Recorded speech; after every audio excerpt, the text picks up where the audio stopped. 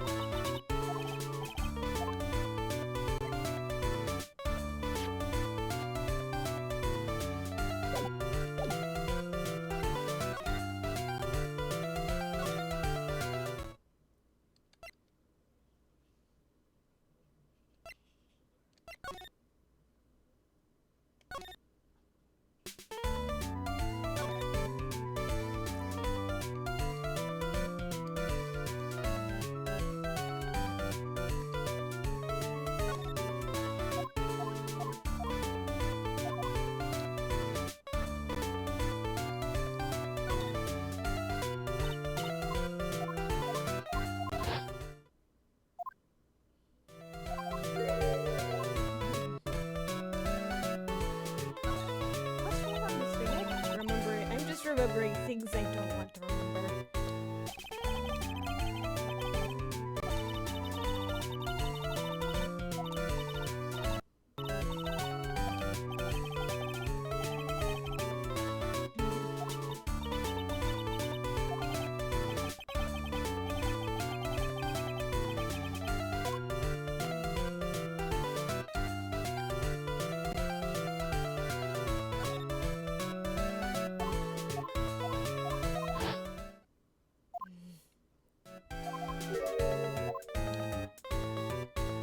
Sorry, I keep making you relive your trauma, Nick.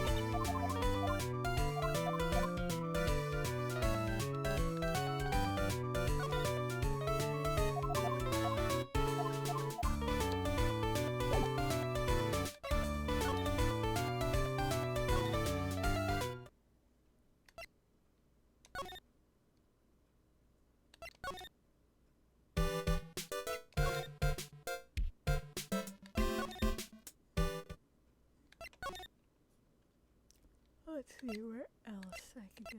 Have I been here yet? Yes, I've been here.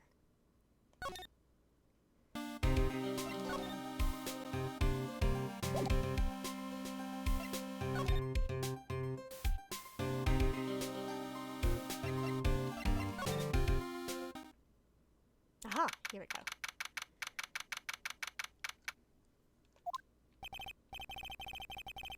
I'm sorry, but visiting hours are over for today. Oh. I have too many questions I need to ask. I'm sorry, but I'm Phoenix Wright, a lawyer for one of the... You're Mr. Wright, you say?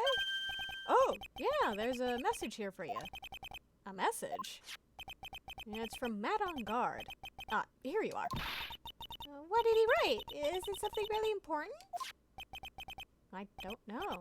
Well, let's see what it has to say. To the lawyer dude, I've got something really important to tell you. Why do I feel uneasy all of a sudden?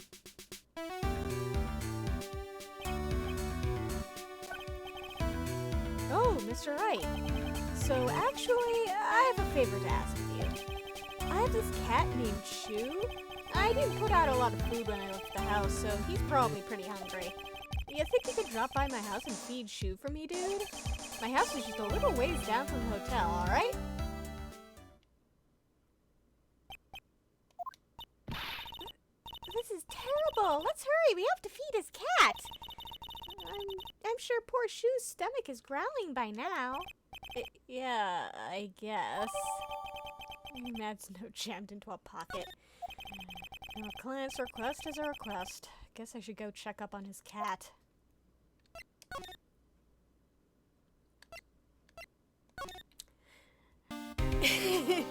Neon says, feed the cat, lawyer dude! Yeah, we're gonna go feed the cat. I'm actually not that upset about going and feeding the cat. Because kitty cat.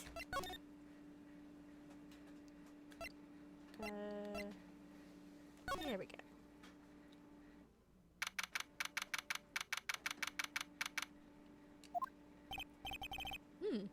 Sure is dark. I'll go turn on a light. Wow, so this is what a star's house looks like. Must be nice to be rich. Come on, Mr. Nick, let's find Shu, the kitty cat. Shu! Hi, kitty! Neon adds, also pet the cat and play with the cat, and we are going to give this cat so much love and affection. So I guess this is Shu. Aw, what a lovely cat. Hello, Shu! Cat seems to like pearls. Pardon me. May I help you with something, Mr. Oh, we're lawyers. Actually, I'm Mr. On Guard's lawyer. The Masters. Then you must be Mr. Wright. Yes. It's a pleasure to meet your wonderful self. I am the family butler, John Doe. John Doe, you say? Nice to meet you. Hi, Shu! Shu's a good kitty. What a good kitty cat. It's a very comfortable and spacious lounge set. I wonder if famous stars drop by and sit around and have a good time. In any case, I don't really belong here, do I? What is with me and feeling inferior today? Neon says, you look oddly familiar, Mr. Doe. Yeah, he does look strangely familiar. A giant bicycle is flying through the air. That bicycle pearls is one where you don't have to pedal and it moves on its own. Just that kind of face, I guess, Neon says. Yeah, he's just got one of those easily recognized faces, I guess. Really? Wow! But sorry to disappoint you, it can't fly. Oh, that's too bad.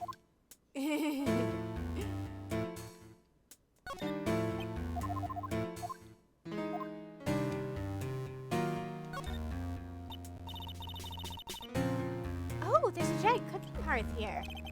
That's actually a fireplace. How are they different, Mr. Nick? You know, I've never actually seen a hearth before, come to think of it.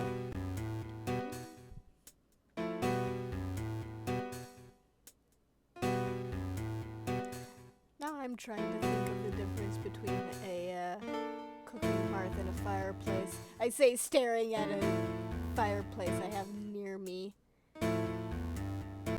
It's actually large enough that you could actually, come to think of it, yeah, it's large enough that you could probably use it as a cooking hearth. I think fireplaces tend to be smaller than a cooking hearth, because you know they're just for the fireplaces tends to be more for, like, you know, decorative fire rather than utility. As a cooking hearth, if you want to actually use it, you'd have to, you know, actually shove. It has to be big enough to shove like a pot or something in. And also, you know, large enough so that you can set something up so you can get the pot out without burning yourself. You should come and visit Faye Manor then. I'll show you one when you do.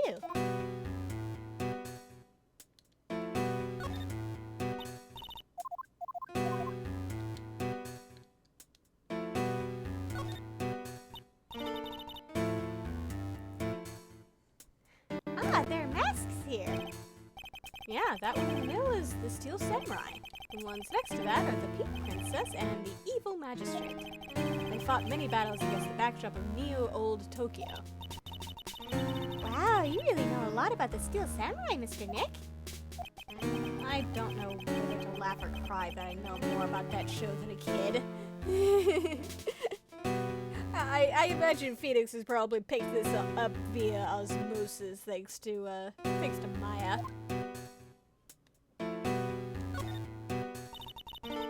There's a small door at the bottom of this bigger door, Mr. Nick. I bet it's for Mr. On Guard's cat to use. Oh, you mean shoot? The door is locked tight. Well, I guess that's to keep nosy people like me from entering it.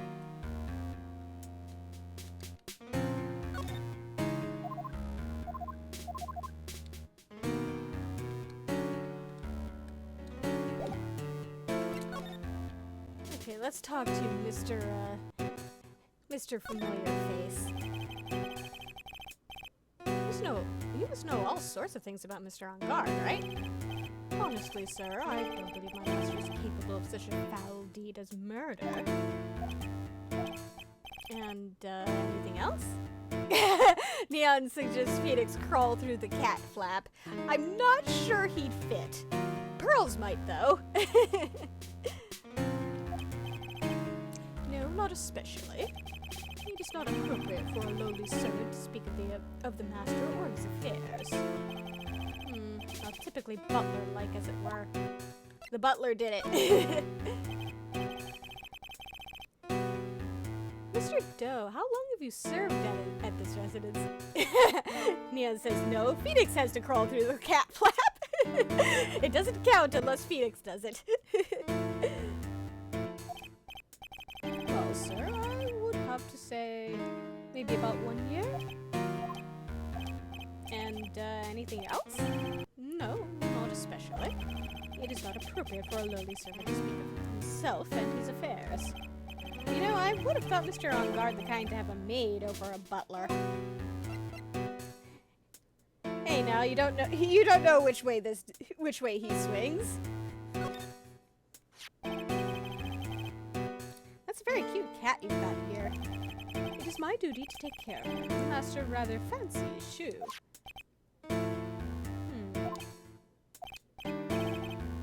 And anything else? No, not especially. It is not appropriate for a lowly servant to speak of the family cat. Well then, I guess I don't need this piece of scrap paper anymore. Well, I'm afraid I must take my leave of you now. Oh, we should probably get going ourselves. So young and yet already so accomplished. A master of law. But there's also a lot to be proud of in being a butler and in charge of the house and all. Thank you for the compliment, sir. People are not always who they appear to be. Now, if you'll excuse me.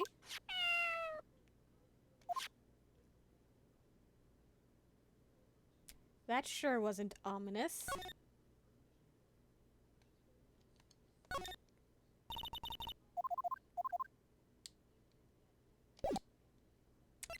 Also, I want to stick around and play with the cat some more, but I have to get going.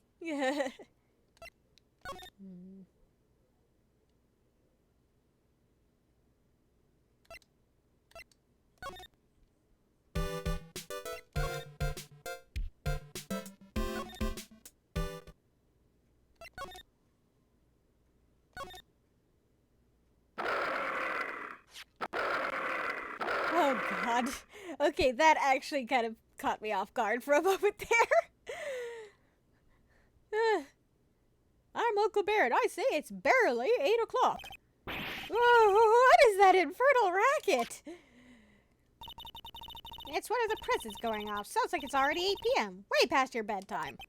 Irk. That startled me. I thought I was going to die for a second. Same here! Not gonna lie. 8 p.m. That's the time when the award ceremony ended that night, remember? Time sure flies. Hard to believe it's been 2 days since the ceremony. The transceiver. Hello? Hello? This is not a foe. Maya, how's Maya? You haven't hurt her, have you? It seems you were not able to fulfill your end of the bargain, Mr. Wright. I have heard the news. So it would seem my present did you no good. No! Mystic Maya! Mystic Maya! One more day. Please, all I ask is for one more day. I'll get a not guilty verdict for sure this time. Please. I suppose if I must, I need that acquittal more than anything else, after all. Please, please let Maya say something. I want to hear she's all right. All right. Then, a little... What is with this static all of a sudden? Hello? Hello? It seems bad. Connect. Damn it, did the transceiver just suddenly break? Oh, excuse me. Oh, what happened? I don't know. All of a sudden it became nothing but static. Mystic Maya! Mystic Maya! Why did the transceiver suddenly break like that? Should probably have an electronics expert look at it. The sooner the better.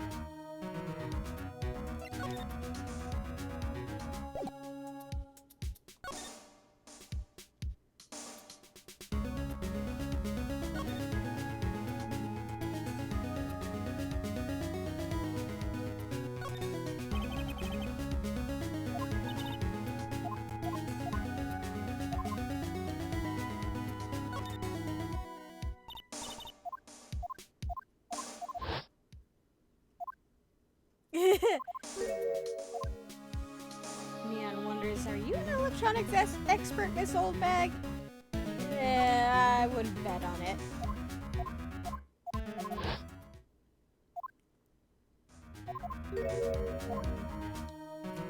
But I suppose showing it to her wouldn't hurt. I mean, the worst that'll happen is that, you know, we'll be like, no, I can't show this to her. No. Yeah, she doesn't have anything to say about it. All right.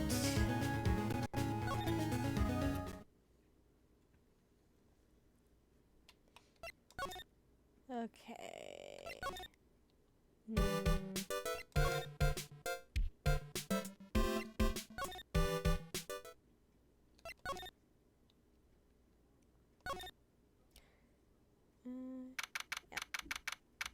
I was about to say, let's head back to, let's report back to Gumshoe. Hey, welcome back, pal. I thought I'd make you a little something for dinner. That's nice, thanks. It's a rich man's luxurious full-course meal. Out of a can, that is. I'm sorry you went through all the trouble to cook, but I don't have the time to eat it.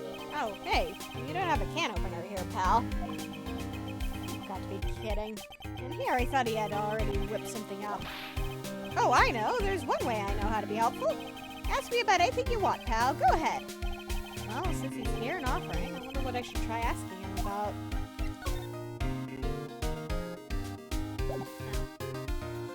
Nothing new to say. Actually. Transceiver? Oh, Mr. Nick, you should ask Mr. Scruffy Detective about that thing. What thing?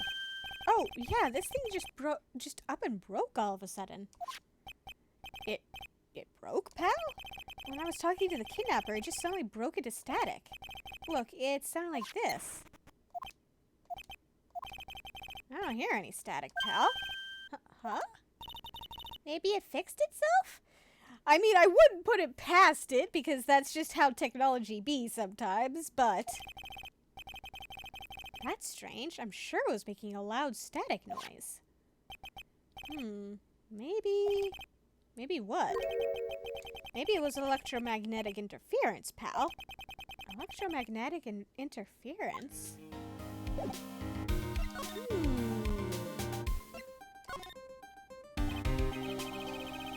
So what is electromagnetic interference? It's something that happens when a radio wave gets mixed up with another signal, pal. Oh, when you put it that way. I don't understand what you're talking about. Like, for example, when a cell phone goes off next to a computer screen, the stuff on the screen gets kind of fuzzy and starts acting funny, right? Huh? Computer? I don't think that's a thing that's really happened with computers for a while now. I know that could be a thing that happened with like old like CRT screens and phones going off near them. It's like when you use the dryer next to the TV and the screen starts looking weird. Oh, yes, the TV does do that. Oh, so that's what you're talking about. Aw. She seems amazingly happy at being able to understand this. Let her be happy. She's 9. So the room you were in when that interference to the transceiver happened. There's got to be something there that's sending out very strong radio waves, pal. Something like a listening device or something. Ah! Hey, speaking of that, where were you when it happened? You were in Mr. Corita's room. Scene of the murder. What? That's it. I'm going to sneak into the precinct to get a bug sweeper. I'll meet you at the crime scene later, alright, pal? Wait, Gumshoe. Oh yeah, baby, it's investigating time. I'm on fire, pal. My fingers are itching to go. Yeah! Gumshoe, please don't burst through the wall like the Kool-Aid man.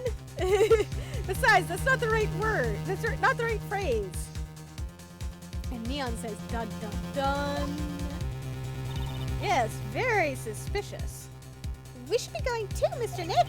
All right, let's go.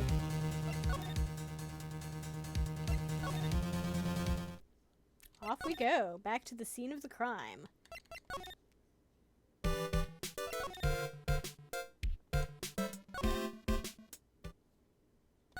Yep, no. Not what I meant to hit.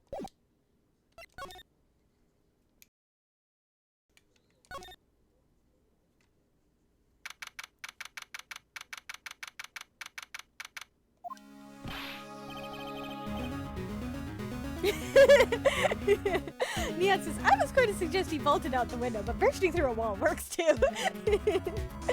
Either way, he destroyed something on the way out. Hey, you're finally here, pal. Sorry to keep you waiting. I had like 12 different screens to move through, sorry. Do you have the, bug sweeper? Well, you see, I got busted trying to sneak in, pal. Then suddenly I'm staring at the precinct doors. From the outside, I mean. So yeah, I couldn't get one of the police bug sweepers. What do you mean you couldn't get it? We need that item. Hey, calm down, pal. I didn't say I didn't get one, just not the police's.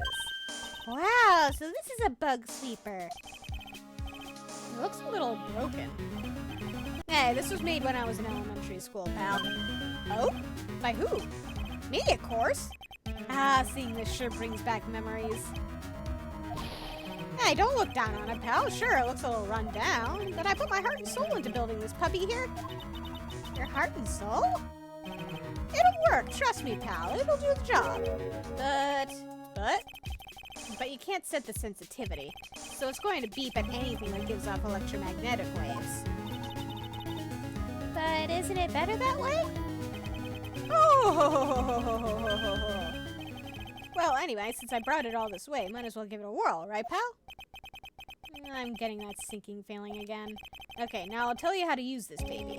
There's a listening device or some other sort of bug hidden in this room, pal. So we're going to find it, right? Right. Now, first, let's turn this sweeper on. Next, touch the sweeper and take a real good look around the room with it, pal. You can see how strong the radio waves are in an area by looking at the check gauge. Once you find something that's giving off strong waves, the gauge will change. And when that happens, touch the gauge to really give the thing a long, hard stare. There's a lot of things here that's going to give off radio waves, so let's take a good look at anything and everything that seems suspicious, okay, pal? Alright, I'm gonna go stand outside and keep an eye out. Give me a yell if you find the bug. Got it, pal?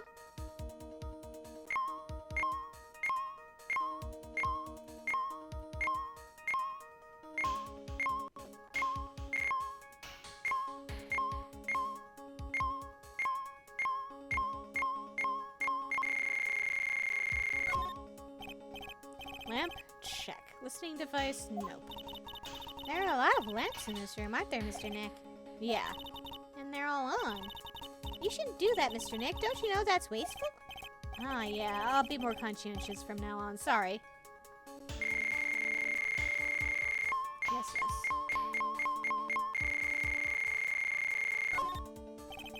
I don't really think the listening device is in the TV, of all places.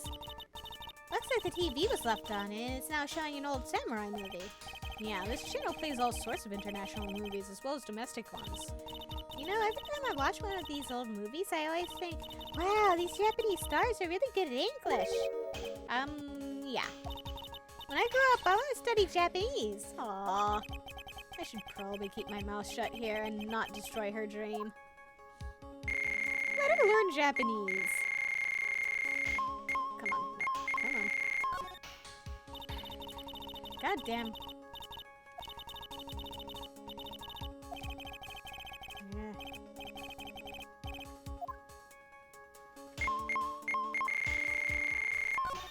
God damn it. Come on.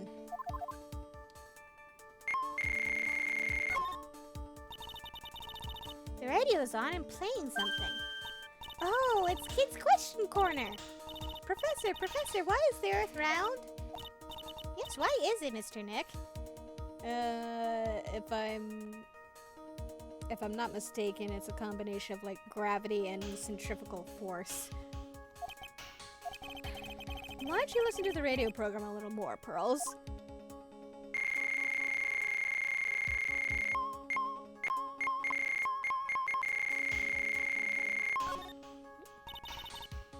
God damn it.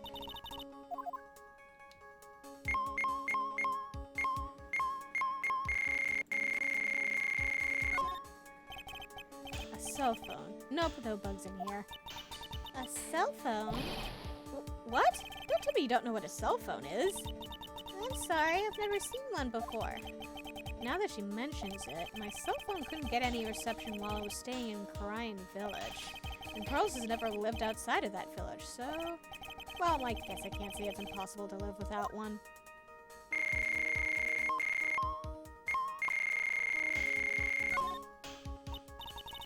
Ah, what a lovely bear! Ah, this must be one of those fancy bear-shaped toy robots. It's a robot? It's a real robot? Yeah, it's a real one. Mr. Nick! Yes? How many horsepowers is it? How many horsies? Horsies? Well, look, it's a bear, so,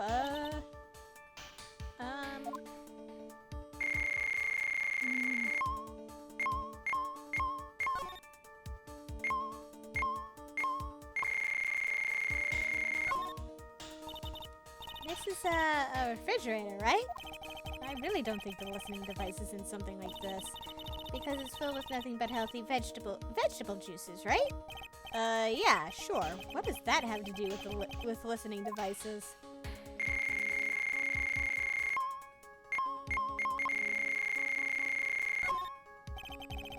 There's no listening device in that notebook computer, huh? What's a notebook computer? Do you know what a notebook is? Yes, it's a small book with paper that you can write on, so? Well, that thing is like a notebook in a way. It's basically a small laptop. Mr. Nick, what's a laptop?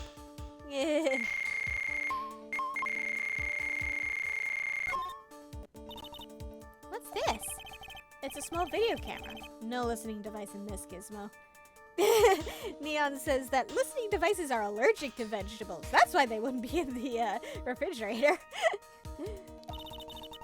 Everyone's trying to make everything smaller and smaller lately, aren't they, Mr. Nick? That's what it seems like. But I want to grow bigger and bigger! Well, eating only vegetables isn't going to help you there. You have to eat meat, too. Yeah, you need a balanced diet.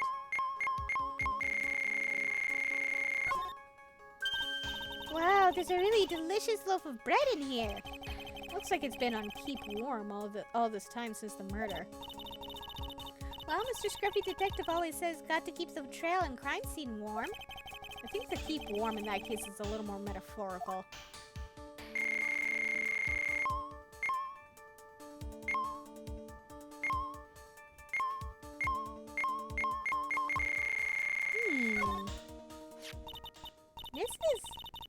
This is just a giant stuffed teddy bear, right? It's the biggest one I've ever seen. Hey, so did you guys find it yet? The listening device, I mean. No, not yet, but this bear's eye is... Let's see. A perfectly normal stuffed bear with some really strong radio waves. Sounds like you found the device to me, pal. Let's dig this big fella's eye out and see what we've got. No, you can't! Such a violent act! Oof! Rip. No! Not gonna lie, I'd be Pearls in this scenario. Screaming about ripping out a teddy bear's eye.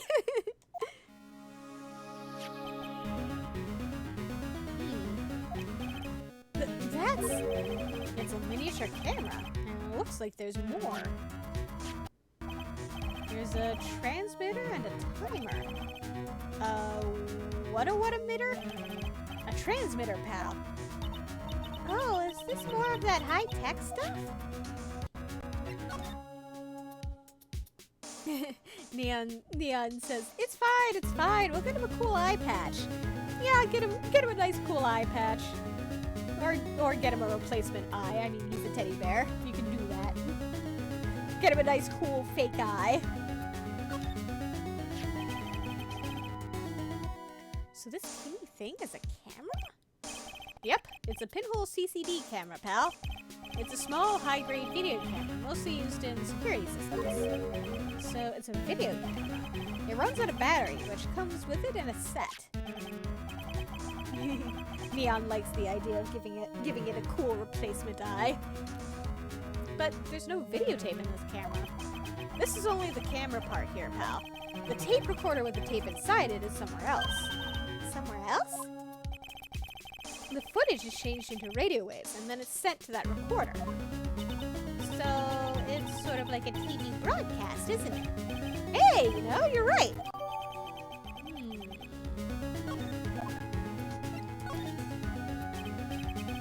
So what is a transmitter?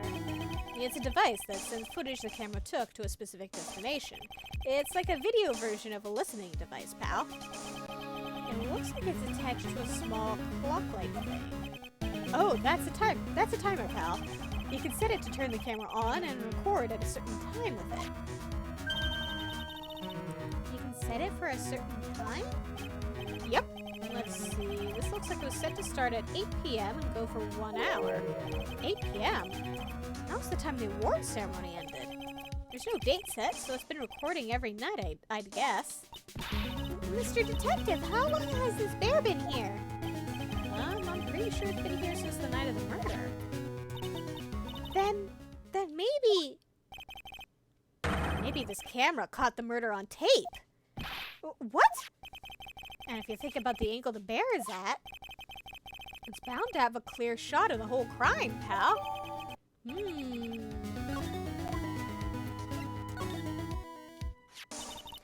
So there was a camera in this bear's eye, and it was disguised as a present.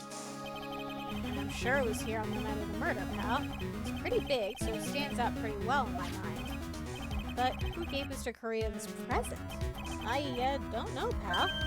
But this means that someone out there's got a video of what happened here that night. Isn't there any way we can find out who that person is? It's impossible, pal. Radio waves can be sent almost anywhere, so there's no real way to find out. Oh. Is there really no way to find out? Stick that stuffed bear in your pocket. I got it. What? Hey, pal, let me borrow this mini camera for a bit. What are you going to do? I'm going to go around to the electronic shops and see if I can find out who bought this. Good call, Gumshoe. Very good call. But that's impossible. I mean, it's already 9 p.m. Leave it to me. Even if I have to search all night, I'll find your man, pal. I'm counting on you, Gumshoe. Oh yeah, baby, it's investigating time. I'm on fire, pal. My fingers are itching to go. Yeah! Gumshoe, don't go through the wall again. You're gonna have to... That's gonna get taken out of your paycheck. Not that you're getting a paycheck anymore. He's gone. Yeah. But Mr. Scruffy Detective sure is a nice man. And Neon says, good job, Gumshoe. Yeah, Gumshoe really does know his stuff. I am proud of this man.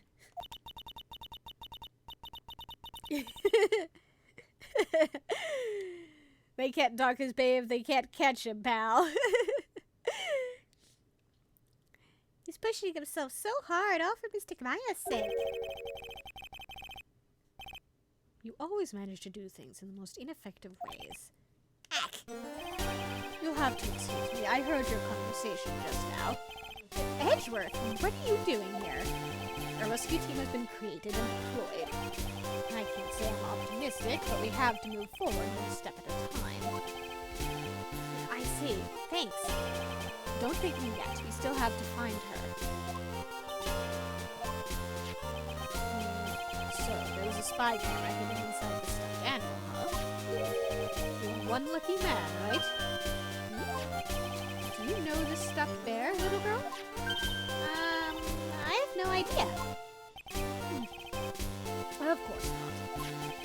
The maker of this bear is a very expensive luxury brand from overseas. It's completely handmade, and there are very few that are exported here. What? The camera and transmitter that Scatterbrain Detective took with him are dead ends. Things like those can be bought anywhere. However, this bear is different.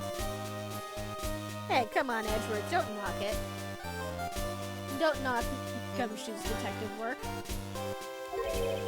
By tracking how it got into this country, this bear can tell us who the buyer is. Can he really do that? Mr. Nick, can he really? Well, I guess so.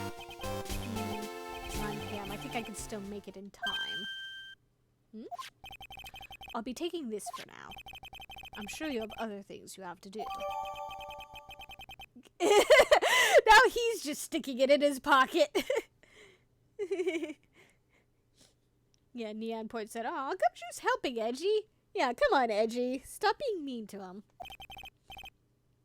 See you soon, right?" Wait! What? Why are you doing this? I have no interest in explaining myself to someone who cannot comprehend. Come on! Stop being a jerk in general, Edgeworth! But besides that, right? Until court reconvenes tomorrow, you should concern yourself with this question. Who was the person that murdered Juan Correa? The real killer. Do you really still think it was Adrian Andrews? To be honest, I don't know anymore. Neon's just smacking him with a bear.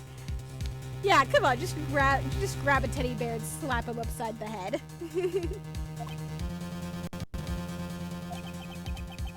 You still have a little time left. Find the truth, right? Everything begins with the truth. Juan Corrida's real killer is Andrew's past. A kidnapper whose sole condition is an acquittal from Mr. On Guard.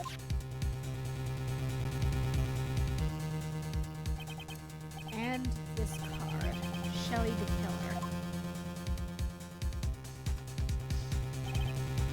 Maya, the only way I can save you now is to find all the answers to this case tonight. I don't understand what your real intentions are, Edgeworth. But as you said, all I can do for now is find the truth. To be continued.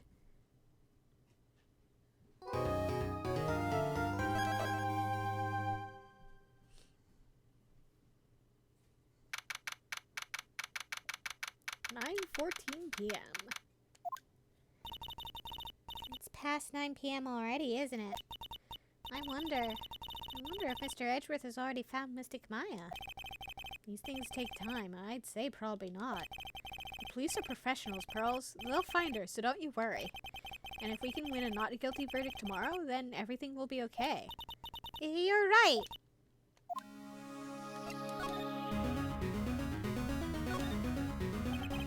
So the real person who killed Mr. Corrado was That assassin, Mr. Shelley the Killer, right? the card Miss Andrews found at the crime scene seems to be proof of that. If that's the case, then a new question comes to mind. Who was the one that hired the killer to begin with? Who is his client? You mean who asked for the murder? That person didn't want to dirty their own hands in blood. But whoever this client is, they're still a killer.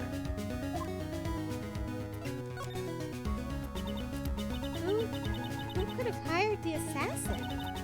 Do you think it was Miss Andrews? I wonder. But if she was the client, then why go through the effort to stab the knife into the corpse herself? But if Miss Andrews wasn't the client, then no, it can't be. Matt on Guard himself? If Mr. On Guard really did hire the assassin, Then he's not innocent at all. Far from it, he would be guilty of the crime. but it can't be Mr. On Guard, right? I mean, when we first talked with him... Mr. On Guard, I'd like to ask you one more question. Did you kill Mr. Juan Carita? Alright, just so we're clear, dude. I didn't kill anyone, and that includes Juan Carita, okay? I didn't see any Cyclops at that time. Actually, that reminds me. Did you remember something, Mr. Nick? Yeah, something Miss Andrews said at the trial today. She said something interesting. So what is this interesting thing? Oh, that's right, you didn't hear it, did you, Pearls? Juan had bet everything on the Jammin' Ninja this year. And if he lost the Grand Prix, he was going to make sure Matt was going down with him. That's what he thought, anyway. It looked like somehow Juan had in his hands a secret so powerful that it would destroy Matt's acting career had it been revealed. Mr. On Guard's secret? What is this secret? I don't know yet. But for now, let's think about it this way. Mr. Carito is going to reveal this secret. That means Mr. On Guard had plenty of motive to have Mr. Carito silenced. Which means we have to meet with Mr. On Guard. There's no way around it now.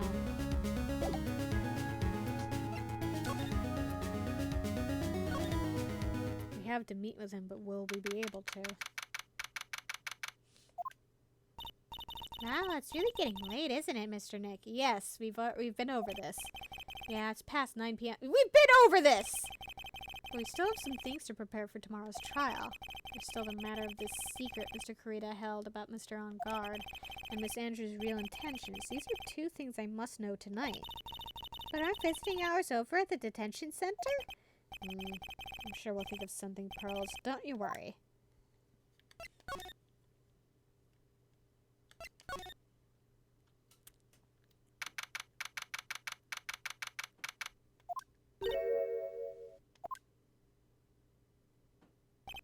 Hey, wait!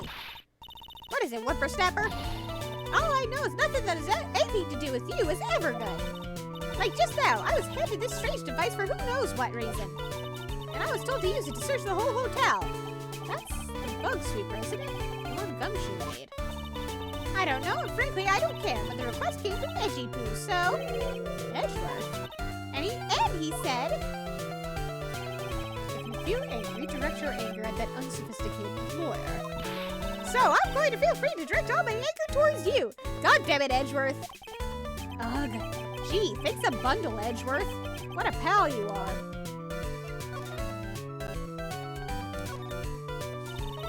This is absolutely top secret, so you had better keep it to yourselves. I heard they found a spy camera hidden in one of the presents.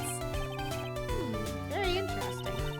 I'm sure it was, you know. It was to catch poor Juan in the middle of a scandalous meeting. Scandalous? What's that? It means, well, you know, that gossip that's been going around about my dear Juan. Oh, you mean that thing about Miss Andrews? I'm sure she must have had some reason for getting close to Mr. Corita. Oh, you and on another secret, young'un. I know who planted that spy camera. It was that obnoxious, puffy-haired photographer girl, the nerve of some people. Spying on people by herself, as if I wouldn't want to see it for myself, too. Wow, the alien actually admitted her true intentions for a change. I don't know what you're thinking exactly, but I can bet that it's nothing good. It's not like your intentions are good either. But I didn't say anything.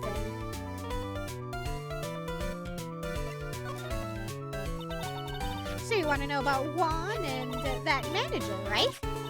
Actually, as I hear it, they were something of a refreshing pair, those two. Oh? I tell you, Juan really welcomed that manager with open arms, I heard. That manager? Who are you talking about? You don't know? That manager woman Juan had. It's a shame she killed herself, though. Oh, you're talking about Miss Celeste Impasse, Miss Andrews' mentor, right? Yes, that's the one. That Celeste girl. She was supposed to get married, you know. Married? You mean to Mr. Corita? Really, you young kids today don't know anything, do you?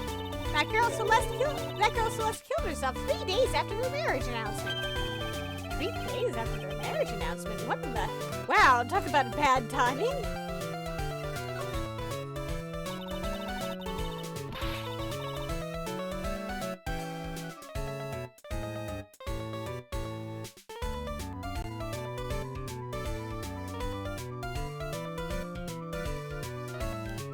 Why would Miss Impasse want to kill herself? She was going to get married. Well, that's because she was thrown away, you see, by Juan. What? But they were going to get married, right? They promised each other, right?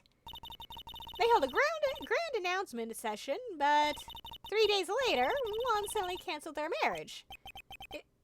Is that true? It was in the weekly magazines. But why? Why did he do that?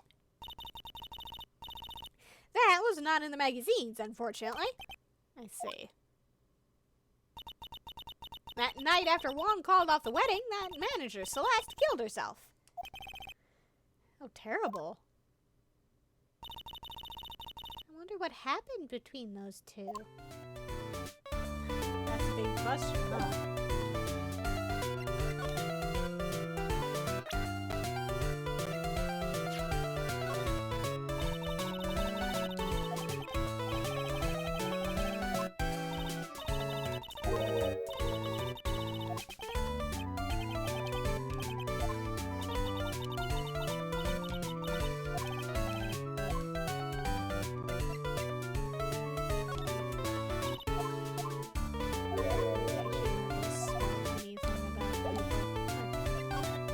I've gotten everything I can out of her so far.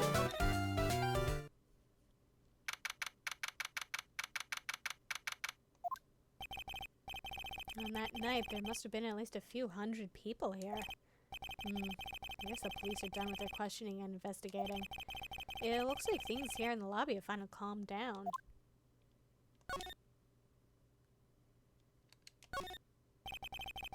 It's the stage they were going to use for the post-ceremony stage show.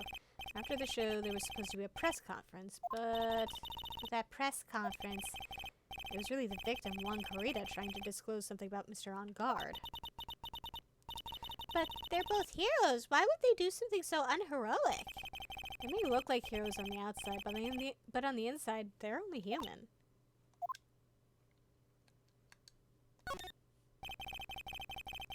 These cameras must belong to the press that came to cover the conference. They're all basically doing the same thing, staring at the empty stage.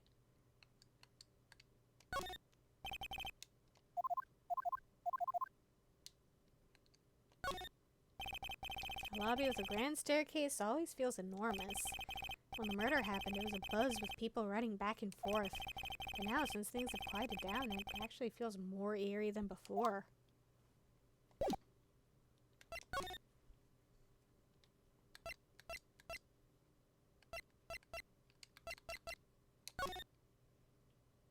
Just for yucks. Looks like no one is around. What happened to that person with the stuffed teddy face?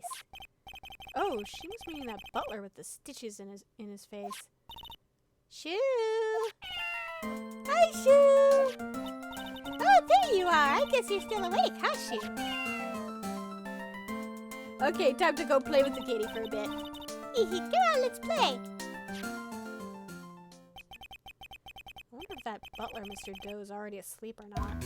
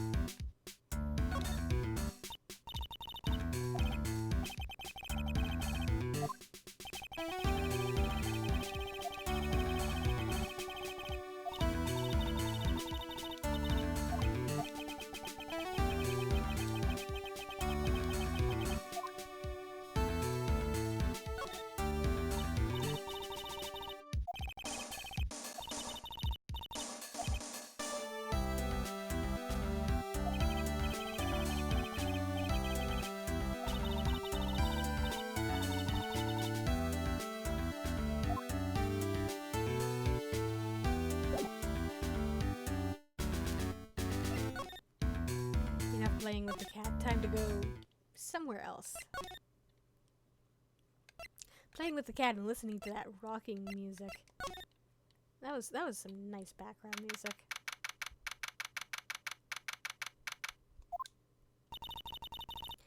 It feels sort of tense in here, doesn't it, Mr. Nick? Yeah, it does. I wonder if something happened. You're Mr. Unguard's lawyer, right? Yes, sir. Well, we finally found just the person we've been looking for. A real decisive witness. A decisive witness? You mean from Mr. Unguard's case? We're taking the witness's statement right now. Gotta hand it to Mr. Edgeworth. What's Edgeworth up to now? Who is this witness? I think you know this person quite well, Mr. Lawyer. Mr. Nick? Between the kidnapper's demand and now this, I can't see any way to win here. Oh yeah, Mr. Edgeworth wanted me to tell you something. He did? Even though visiting hours are long over the detention center, he wanted me to grant you special permission, so there you go. Eh? I've already called them, so they know. Go on, go talk to your heart's content. Thank you very much. This is such good news, Mr. Nick. Go talk to your heart's content?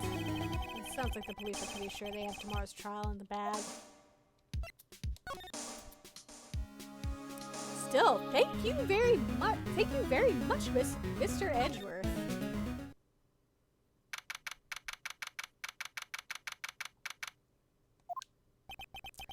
I'm sure they must have transferred Miss Andrews here by now.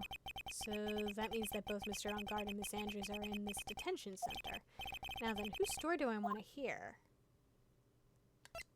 Let's start with Adrian. Oh, it's you. I'm sorry to be visiting at such a late hour, but there are a few questions I absolutely have to ask you tonight. Me? And I thought your client was Matt. I'm sure Miss Andrews knows something. She can't be clueless about the secret Mr. Garita had on Mr. On Guard.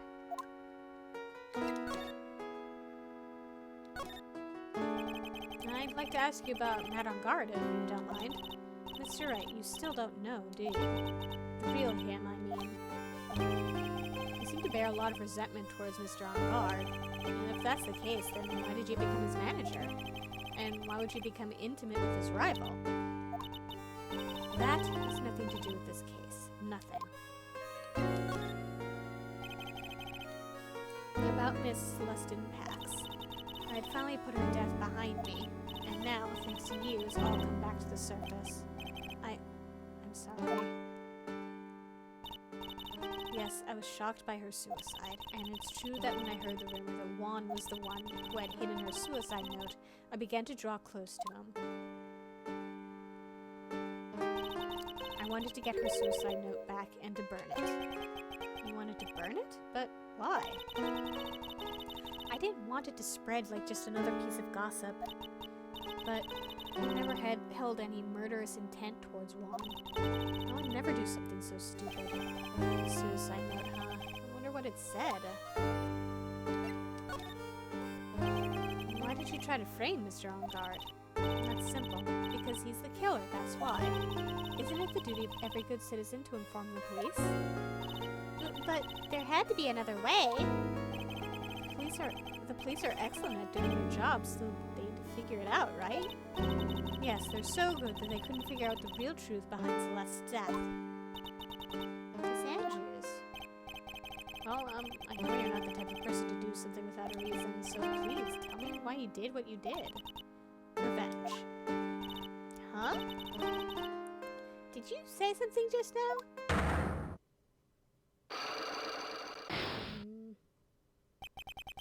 A psych lock, huh?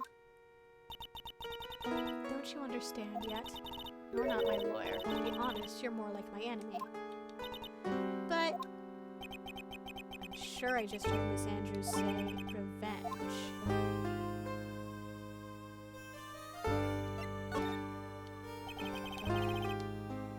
Why did you frame Mr. On Guard?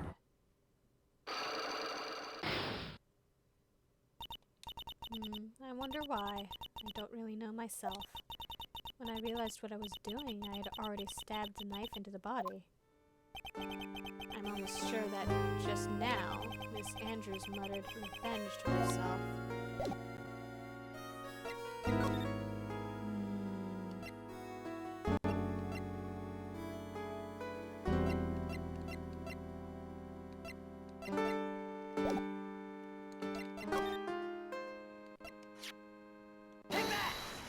I'm not sure I have what I need yet, but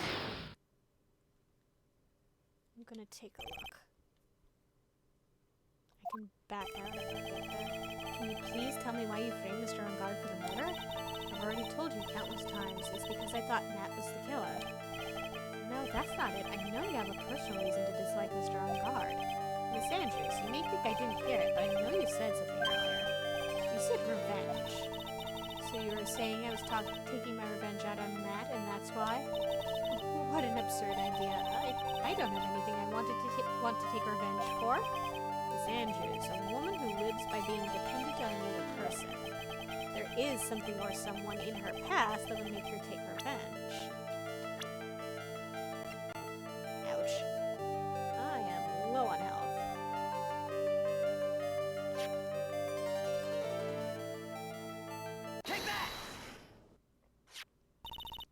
Celeste. There's only one catalyst that could cause such strong feelings and even revenge, and that is Miss Impax's suicide. What are you trying to say? Celeste was Juan's manager. On top of that, the one who hid her suicide note was also Juan. What does all this have to do with Matt?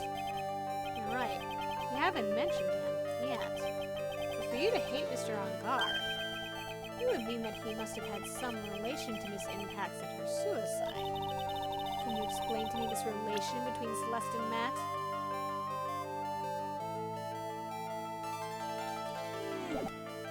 No, I can't. But I'm onto something. don't think I have enough evidence yet. I should investigate and gather some more clues before I try again.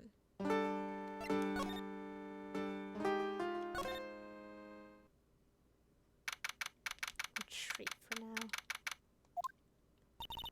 It doesn't look like Mr. Scruffy Detective is here. Well, he's out there with that camera asking around at all the electronics stores. Then I'll make some salad for him for dinner. It looks like Pearls really appreciates what Gumshoe's doing for us. Mr. Nick, Yes? where is the lettuce? I don't think I've ever bought lettuce before. Oh, I guess I have to give up on making a salad then. Guess the lack of lettuce is kind of a problem. Poor Pearls. She's doing her best.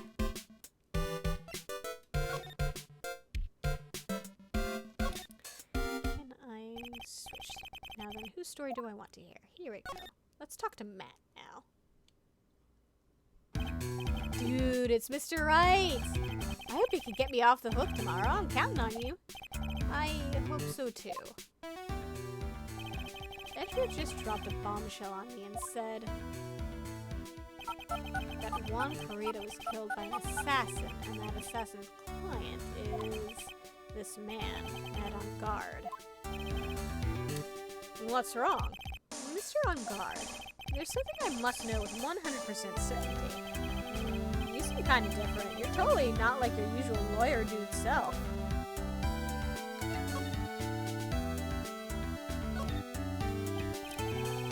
About the press conference. You mean the one where Juan was going to dress up as the Nickel Samurai? Yeah, I heard a little more about it from Miss Andrews. It looked like somehow Juan had in his hands a secret so powerful that it would destroy Matt's acting career had it been revealed.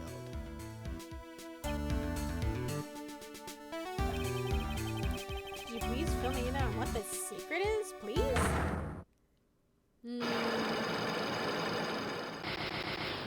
Well then, I knew this was coming. Mr. Nick, don't tell me. A Cyclops. You said it's secret, right? But you don't have any idea what it is, do you, dude? Did you know about Mr. Carreta and Miss Andrews' relationship? Well, it's all over the tabloids, dude. But I don't know any of the details, if that's what you mean. Look, how many times do I have to tell you? I don't care what Juan did with his life. Miss Andrews, she had a purpose in mind when she started seeing Mr. Carreta. Her mentor was Mr. Carreta's manager, and Miss Andrews was going to get Miss Celeste Impact's suicide note from him. Celeste? Does that child getting memories? Dude, I suddenly just got totally hungry. You up for a pizza? My treat. Neon says, he says nope, no secret for you. Yep. Mr. Nick, what's a pizza? Is it a kind of pea like green peas? Let's go eat one later, okay? I got caught off by the pizza dude at the shop. That's too bad. Well, how about we get our minds off of this topic and talk about something else, okay? Mr. On guard. Are you connected to Miss Impact's suicide in some way?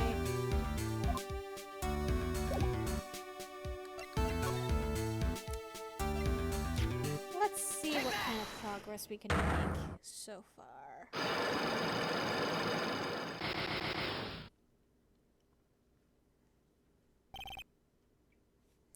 If I'm not sure, I'm just going to go, nope. Now, let's hear what the secret of yours is. What if Mr. Carreta had been successful in his plan? What would he have disclosed? I told you before, dude. I don't know. I don't know anything about Juan, okay? Look, Mr. Wright, I can keep on saying it till I'm blue in the face, but I totally didn't pay Juan any attention the whole time that night. I mean, come on. I was in the middle of a nap. Don't lie to me. Huh? I know you paid close attention to Mr. Carreta, especially on that night. Aha. I know he did, but I don't have corroborating evidence yet. I don't have the spy camera back.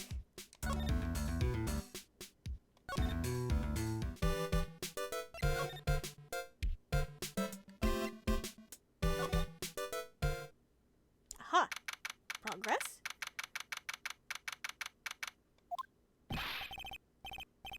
Mr. Wright, please, you have to help me. Uh-oh. Mr. Powers?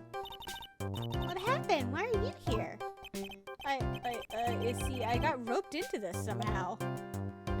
What? And now I'm going to testify at tomorrow's trial. So the decisive witness is Mr. Powers. I was talking with a detective until a little while ago, and I was on my way home. And all of a sudden, you there, you're under arrest, and I was brought back here. Oh. They said my face and whole self in general looked suspicious or something. Well, I guess I can see how they thought you looked suspicious. I'm just a normal guy on an exercise show for kids. Is that a crime? Poor Powers. So, about this testimony you're giving, what are you going to talk about?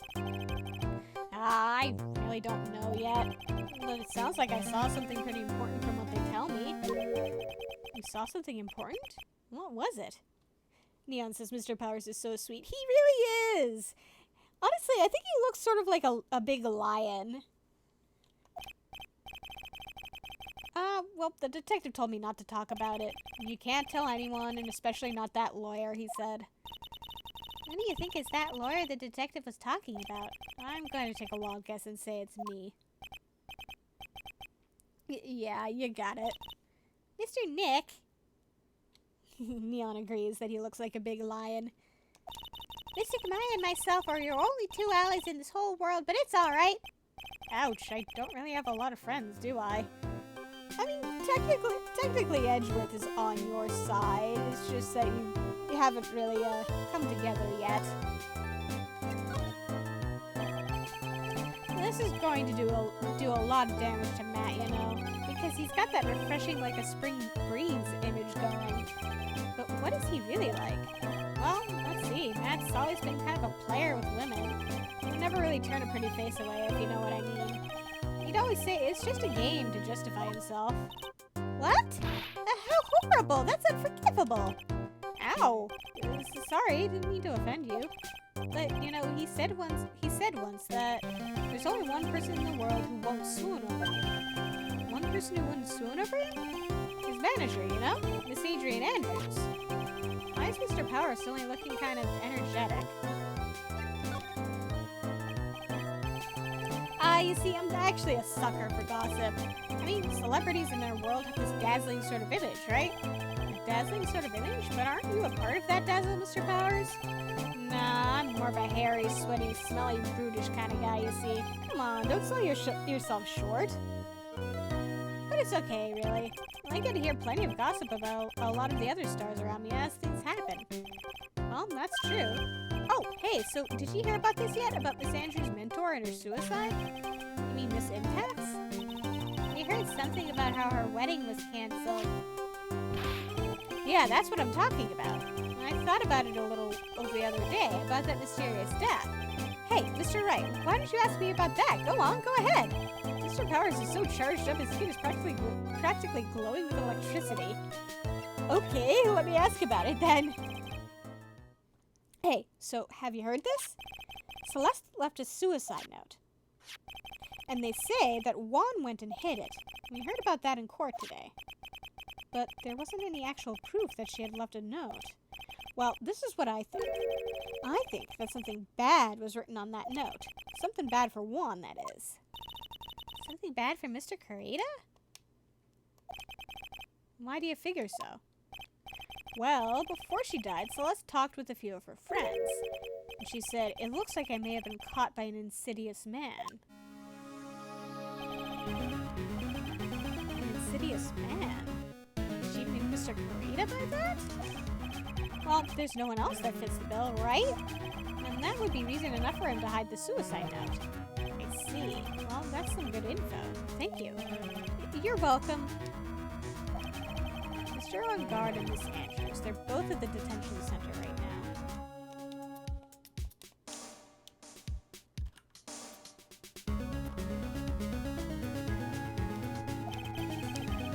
There's still things I don't understand or know about, I'm sure. I have to get the two of them to tell me everything.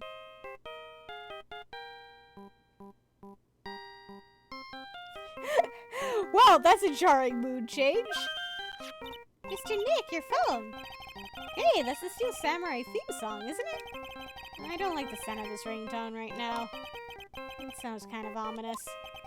Yeah, I know. Hello? We're in trouble now, pal. I'll be back in the office really soon. What's wrong? Something really unexpected just happened. Mr. Edgeworth, Edgeworth? Anyway, hurry up and get back to the office, pal. I don't know what's going on anymore. It's no good. The end. Oh, I'm really worried now. Okay. Hello? You got cut off. Oh, what's going on, Mr. Nick? Gumshoe said we need to go back to the office right away. He said we should hurry back. I'm scared to go back. What are you talking about, Mr. Nick? Pull yourself together. Maybe it'll be good news. Somehow I doubt that. Well, back to the office.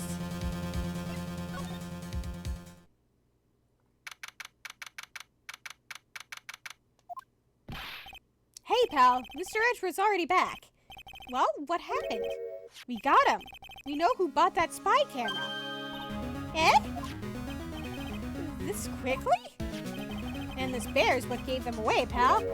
The bear? I figured it out, pal.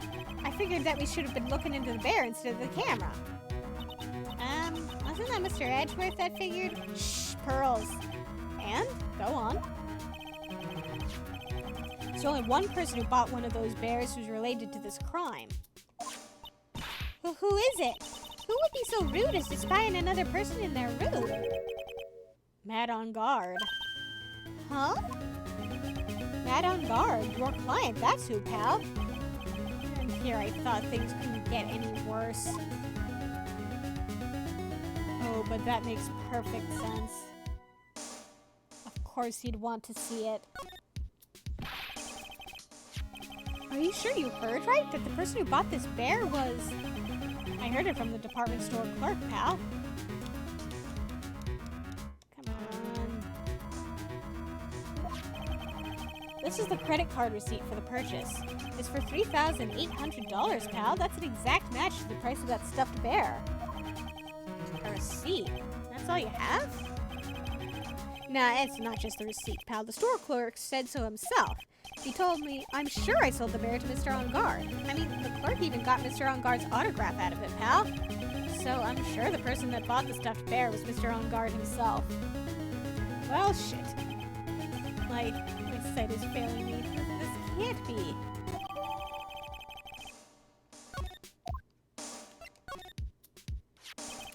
So, what about the spy camera we found?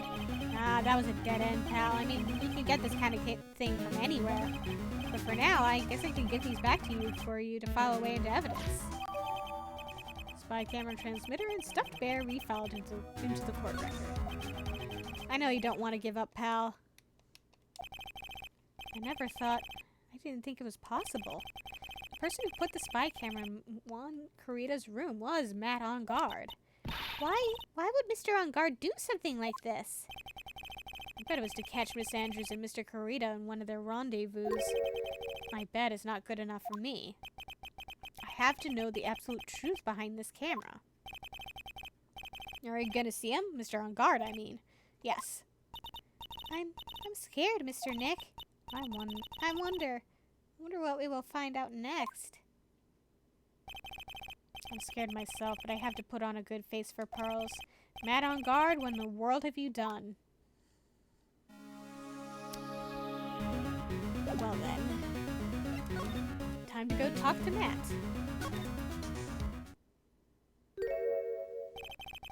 You're working really late, you know. It's already past 10 p.m., dude. And I think it's time you told me the truth.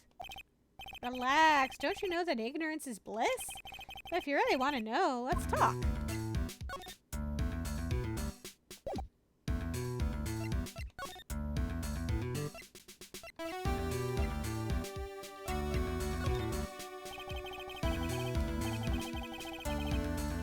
I know it may not seem important to you.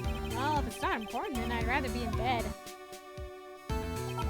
If I don't get my 12 hours of beauty sleep, my skin's gonna wrinkle up like a prune, dude.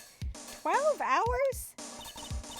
You know, he's right, Mr. Nick. Your skin's kind of drying up here and there. I swear, after this case is over, I'm going to get lots and lots of sleep. We're going to be pulling an all-nighter, aren't we?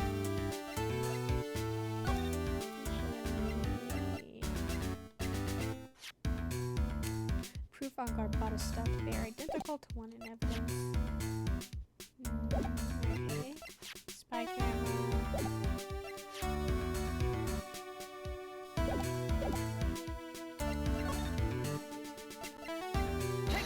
Okay, let's give this a shot.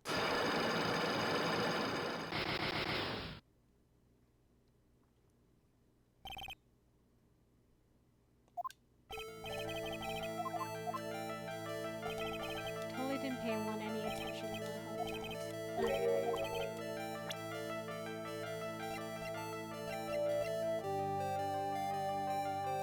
Neon is rooting for me. Thank you! Someone used this camera to secretly film Mr. Kurita's room the night of the murder. Secretly film? What? And then sent the images the camera took with this transmitter. Wow, but dude, where was this camera you're talking about hidden?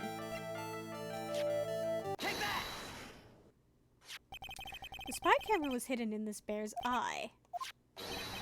A bear that was supposed to be a present from a fan. I guess Juan had a few of those kinds of fans too, huh, dude? Actually, I wouldn't say this bear was a present from a fan. You sure, dude? Who else could it be from? The person who gave this bear to Mr. Kurita was...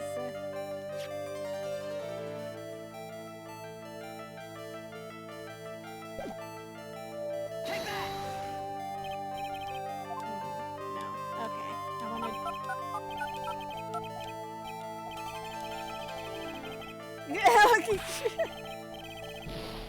Ouch. Okay, so it wants me to actually,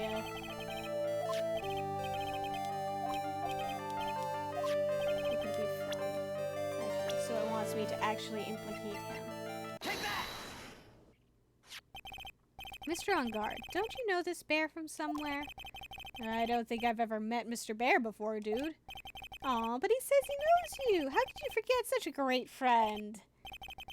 What else did the bear tell you? He says that the one who put the camera in his eye was you, Mr. On Guard. If I didn't know how you work in court, I'd think I was in some serious trouble. Come on, this is all a joke, right, dude? You're just pulling my leg. Looks like you're not ready to give up your secret yet. Well, do you have any proof you want to show me first? Here's proof that it was you who put the camera inside the bear.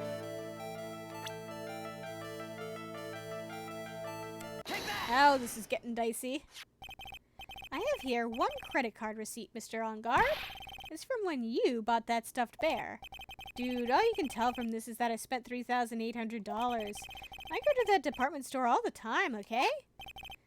This $3,008, this could be the toothbrush I bought that one time. A $3,800 toothbrush? I'm calling bullshit here, yeah. It's ivory, and it's got elephant hair for bristles. I have no words. Ew. Elephant hair, is that what rich people use nowadays? Anyway. The store clerk clearly remembers you and your purchase. After all, you even gave him an autograph, did you not? Neon agrees that it's kinda gross. Dude, you should have said that earlier. Neon says, thank you, Phoenix. So can I ask you one thing? Yes? You're my lawyer, right, dude? So if you are, then why are you looking at stuff like that? Because if I don't know the truth, I can't help you. It sounds more like stupid lawyer talk to me. Hey, let's stop talking about this, okay? No, not yet. I haven't asked why you set the camera up yet. And what your secret is. Of course, it would be strictly confidential. So, what are you going to do now? I'm going to find out what I want to know, because I must.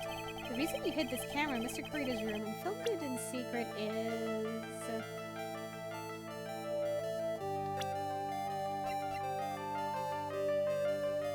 I'm going to guess Adrian. Adrian Andrews? There's a rumor going around that Miss Andrews and Mr. Kurita were having secret meetings. You, who was keeping tabs on Mr. Kurita, you were going to reveal this as fact and turn it into a scandal, isn't that right? Dude, you can be such a moron. Huh? Oh man, Mr. Lawyer dude, that kind of scandal, that's the good stuff. That's what we in the industry call juicy. The good stuff? Juicy? Look, we can get publicity without spending a penny with that kind of stuff. I mean, if people stopped paying attention to us, then it'd be the end, dude. Too bad that wasn't your intention. What are you talking about? I wish your reason for spying was something so innocent, but it wasn't. You didn't spy on Mr. Korea because of Miss Andrews. Then there's only one reason I can think of for you to do such a thing. The real reason you set up that camera in Mr. Korea's room was...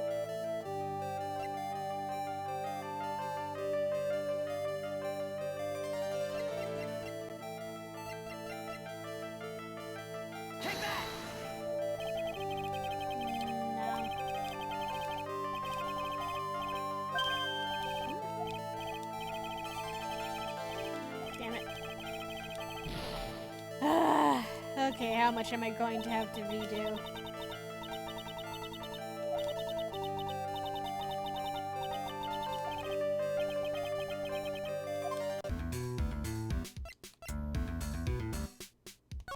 Okay. Take that! How much do I have to redo?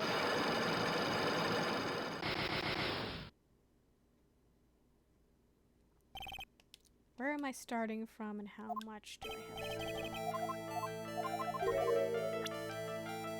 Oh, Jesus Christ.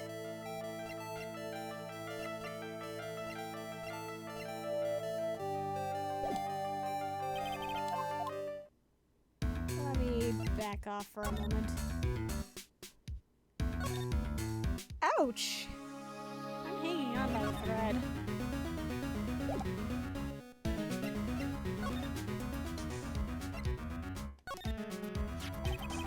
Have you heard anything from the kidnapper? Nope, not a word since we were cut off by the radio interference. Well, we know his goal is to get an acquittal from that on guard, so I don't think I'll hurt Maya because that's not going to help him at all. Come on, we can't lose hope, pal. Yeah!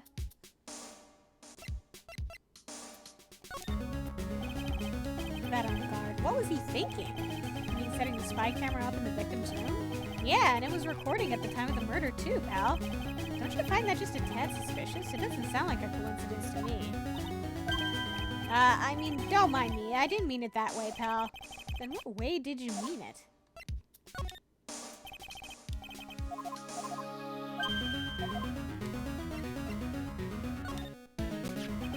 Oh, yeah, do you know about this card? Card? Edgeworth, for some reason, went pale the instant he saw this card. Hey, I know what this is, pal. You do? No matter what way you look at it, I'd say it's a picture of a shell. That's it? Oh yeah, that's right! Mr. Edgeworth really likes those cooked snail things. What are they called again? Escargot or something like that? Mr. Nick, I think we just solved the mystery of why Mr. Edgeworth's face turned pale, right? As I suspected, Gumshoe has no clue.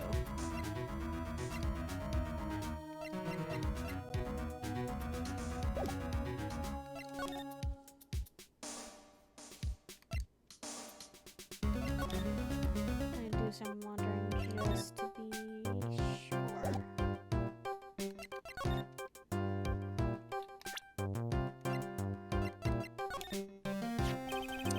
Matt's younger than me, but you can practically see his star potential.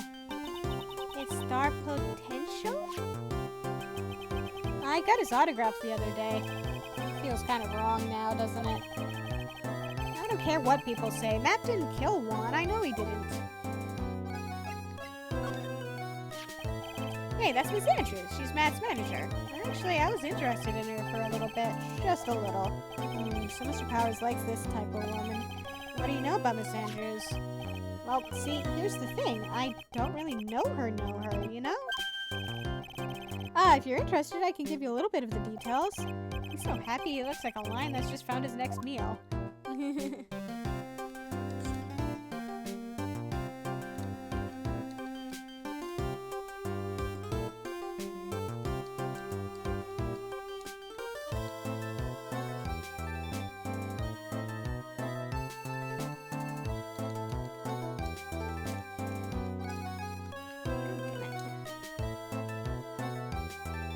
controller. Work.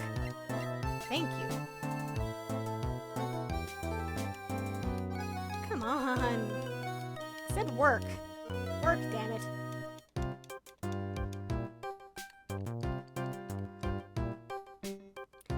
Do I have to switch controllers again? God damn it.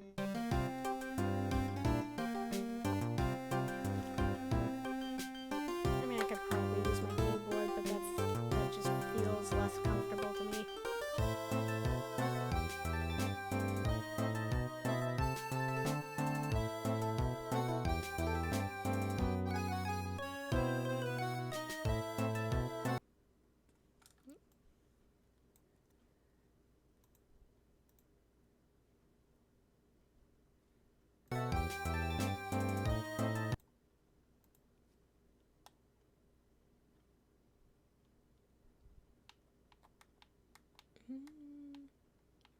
Okay, this is weird.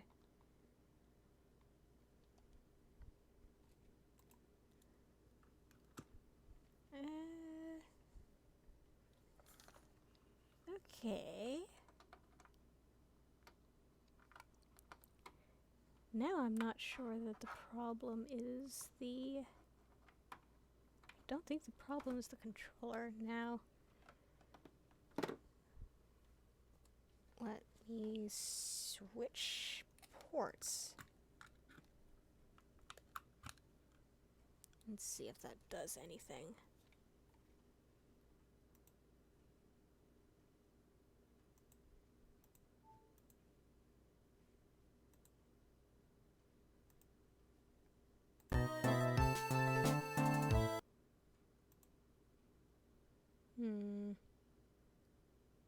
Okay, that made it worse.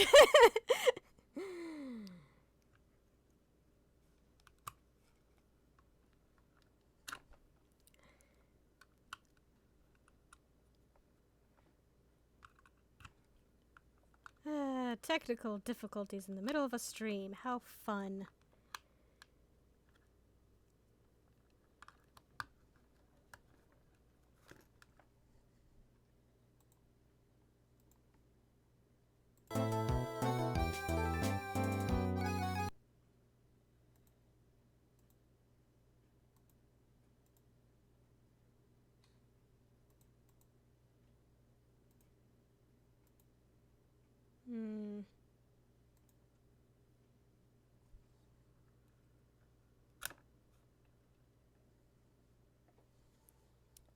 How strange.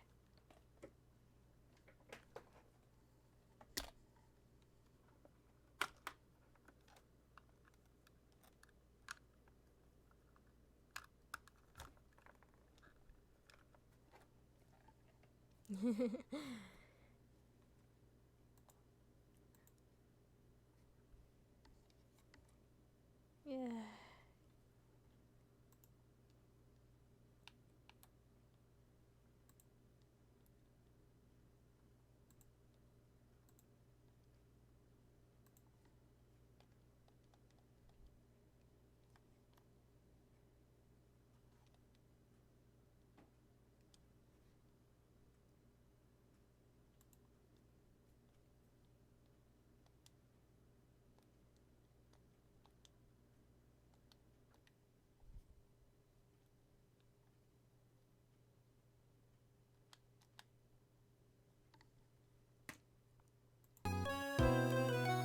Okay, switching controllers. Maybe this'll work. Okay. That's Juan's former manager, right? Celeste Impax. She was with Global Studios for a while way back when. But some things happened and she ended up moving over to Worldwide Studios. Some things, as in... Well, there's no one left around who knows the details, you know? Only rumors are left now.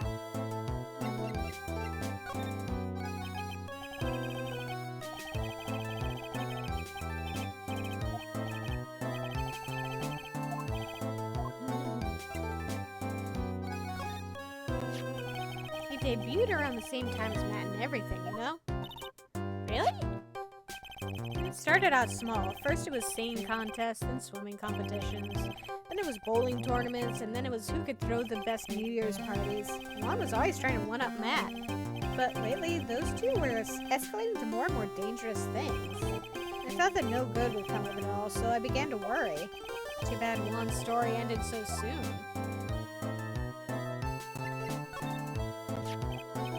Hey, is my face really all that scary? Kids won't come anywhere near me. And when I cover my face, they're all shocked because then they figure out who I am.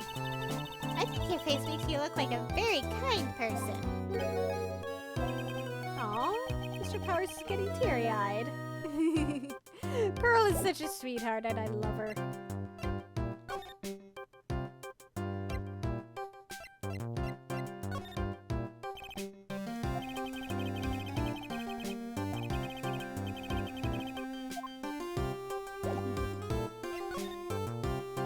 Neon agrees that Pearls is such a sweetheart.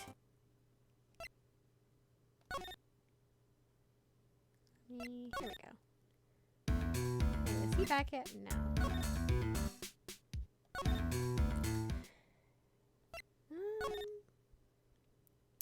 You know? I wonder if I can...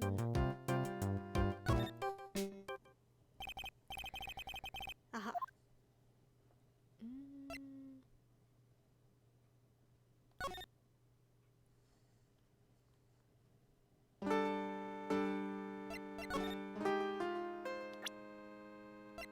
Can you tell me about this guy? No.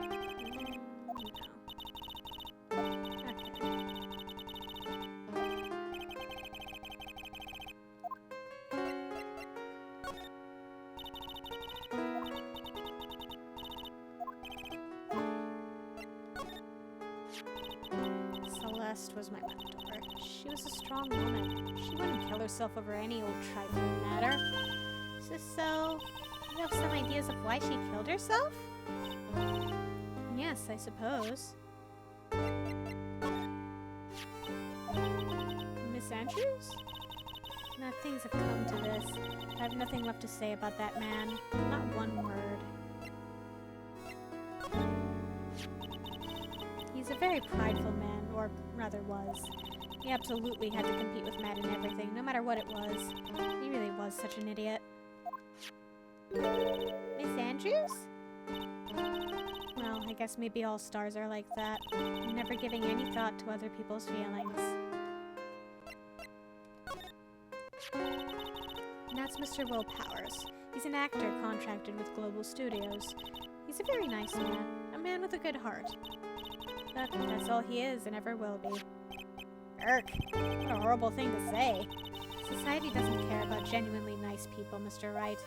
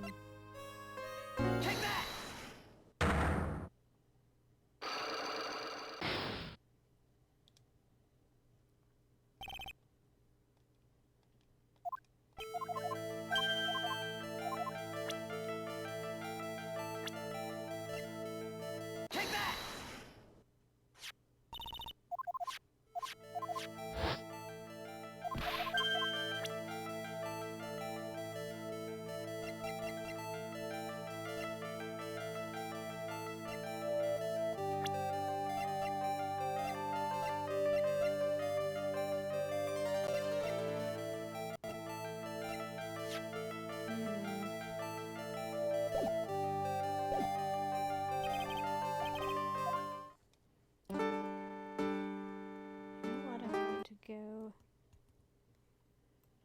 see if there's something I am missing.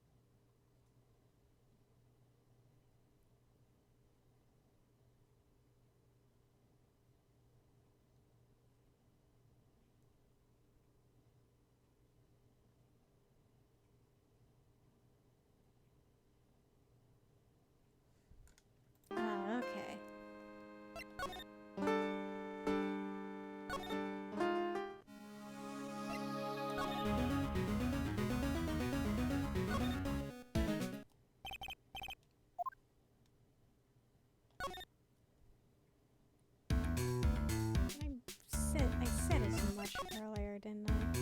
Take that!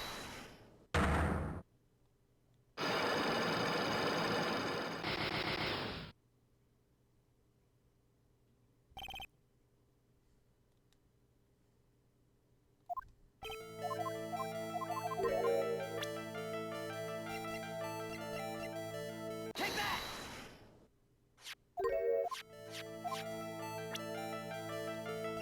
Take that!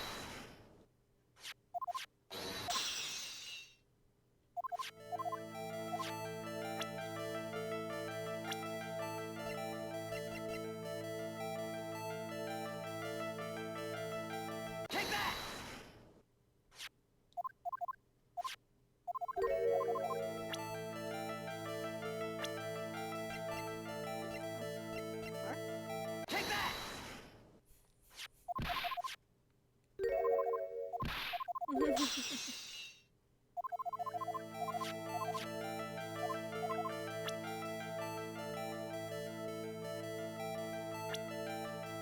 Take that!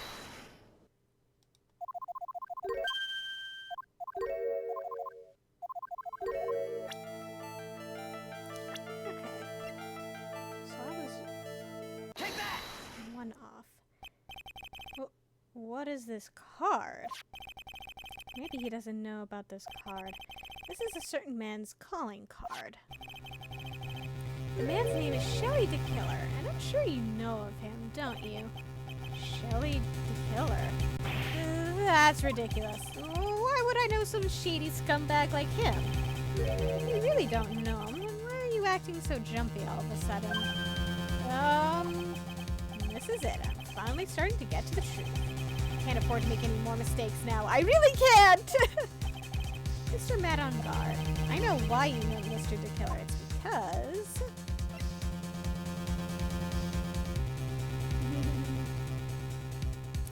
you're his client. Since you're the one who set up that camera, that means you knew. You knew exactly what was going to happen in that room. So how? How would you know something like that? It's because you're his client, that's why. You hired Shelly the Killer to assassinate Mr. Juan Carita. The real mastermind behind this whole murder is you, Matt on Guard. And here I was, trying to be a good boy for you, dude. I thought if you didn't know, you'd be able to do your job without feeling bad. Well, that's what I thought anyway. Mr. On Guard, you really did hire? Hold on a sec, I'm gonna consult myself, okay?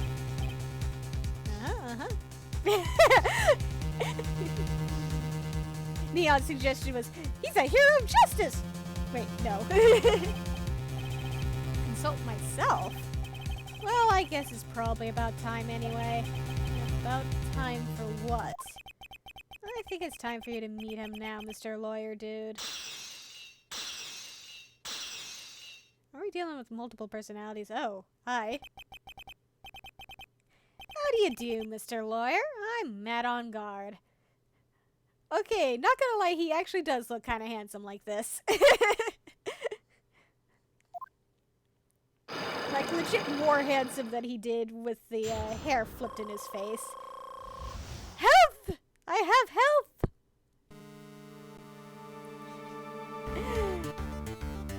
Where did that large cup of wine come from all of a sudden? Where did you get that? How do you get that in jail? Well done, Mr. Wright. I bet it wasn't easy to gather as much information as you have. You really... So you were Shelly the Killer's client. You don't really think I would dirty my own hands in this, do you? What do you mean? And that woman, Adrian? Adrian was quite brave herself, trying to stick the crime on me. I didn't think she had it in her. But all I care about is that Juan is dead. Isn't that right, Mr. Lawyer? That's... You're lying. What a terrible... It's way past your bedtime, little girl. Neon says he's famous. He gets what he wants. Yeah. Go on and let us grown-ups talk about more adult things. I don't want to sleep with you. I know I said you're handsome, but that doesn't mean I want to do anything with you, because you're a murderer. But why? Why did you hide the video camera and... A weakling soon believes the words of others, just like that pathetic Adrian. He knew about Miss Andrews' secret? But I'm no weakling. I don't believe anyone, least of all assassins. What? Oh, come now, Mr. Wright. Assassins aren't above blackmail. They turn their clients into cash cows by holding the single bead over their heads. And a superstar like me? How much do you think I'm worth? Care to guess? And that's why... Yes, that's where the video comes in. It's got his face and the crime scene recorded on it, preserved for all time. With that, I can keep him at bay and even blackmail him if I want. That's right, that video's my insurance. Isn't that what they call it, Mr. Wright? Why would you do something so wrong? Because I'm a grown-up and I can. Good enough of an answer for you, little girl? God damn, this guy's a jerk. Why? Why would you kill Mr. Kurita? Because he was about to sling so much dung onto my beautiful public image. Scandals are a little annoying, aren't they? This is all because of that press conference, isn't it? If Mr. Kurita had been able to give it, then Mr. On-Guard's secret would have... Ah, well, that's what we call taking advantage of the situation, you know? I had no interest in doing it, really, but bit by bit it crept up on me. And then the situation just presented itself perfectly. Neon says, when the assassin is a nicer person. Yeah, seriously! At least he's got standards. How beautiful, I thought. And that's how Mr. Kurita ended up dead. Let me tell you something. I'm not like Adrian. I don't depend on anyone. People are simply things to be used and thrown away. God, he's an asshole. Put on a sweet, innocent face and people will swallow anything you feed them. I mean, he's got a point there. Unfortunately, Adrian fell for it, the assassin too. Oh, and how can I forget? Even you fell for it, Mr. Lawyer. Everyone, all working their butts off for me, Matt on guard. Oh, did that leave you speechless? What a shame. What's wrong, Mr. Lawyer? You've grown awfully quiet. How could I have been so deceived by you all this time? When we first met, I asked if you had killed Juan Carreta, and you answered very clearly that you hadn't killed anyone. Hey now, I never told you any lies. The person who did the killing was that killer guy, right? All I'm guilty of is taking a cat nap in my room. You killed Mr. Carreta. I dare you to say that in court tomorrow. Oh, but too bad. You can't. You're my lawyer after all, aren't you? You could always drop my case and refuse to represent me. How does that sound? Oh, but you can't, can you? That would be the one thing you absolutely can't do. Mystic Maya. You wouldn't want to test the killer. He's a man of his word, or so I hear. You could end up getting a certain friend of yours rubbed out if you lose. You scoundrel! So if I were you, Mr. Wright Esquire, I think I would give it my all tomorrow. Remember, everyone likes a happy win-win resolution. I'll get you for this! That's such a cliche phrase. Oh, I'm a man of my word too, Mr. On Guard. Juan said something just like that, if memory serves. Of course, well, we all know how well things turned out for him, don't we? Good night, Mr. Lawyer. Maya, what am I supposed to do? Now you finally found it. The starting line of this case. Edgeworth. I don't care for the horrid atmosphere here. Let's return to the precinct.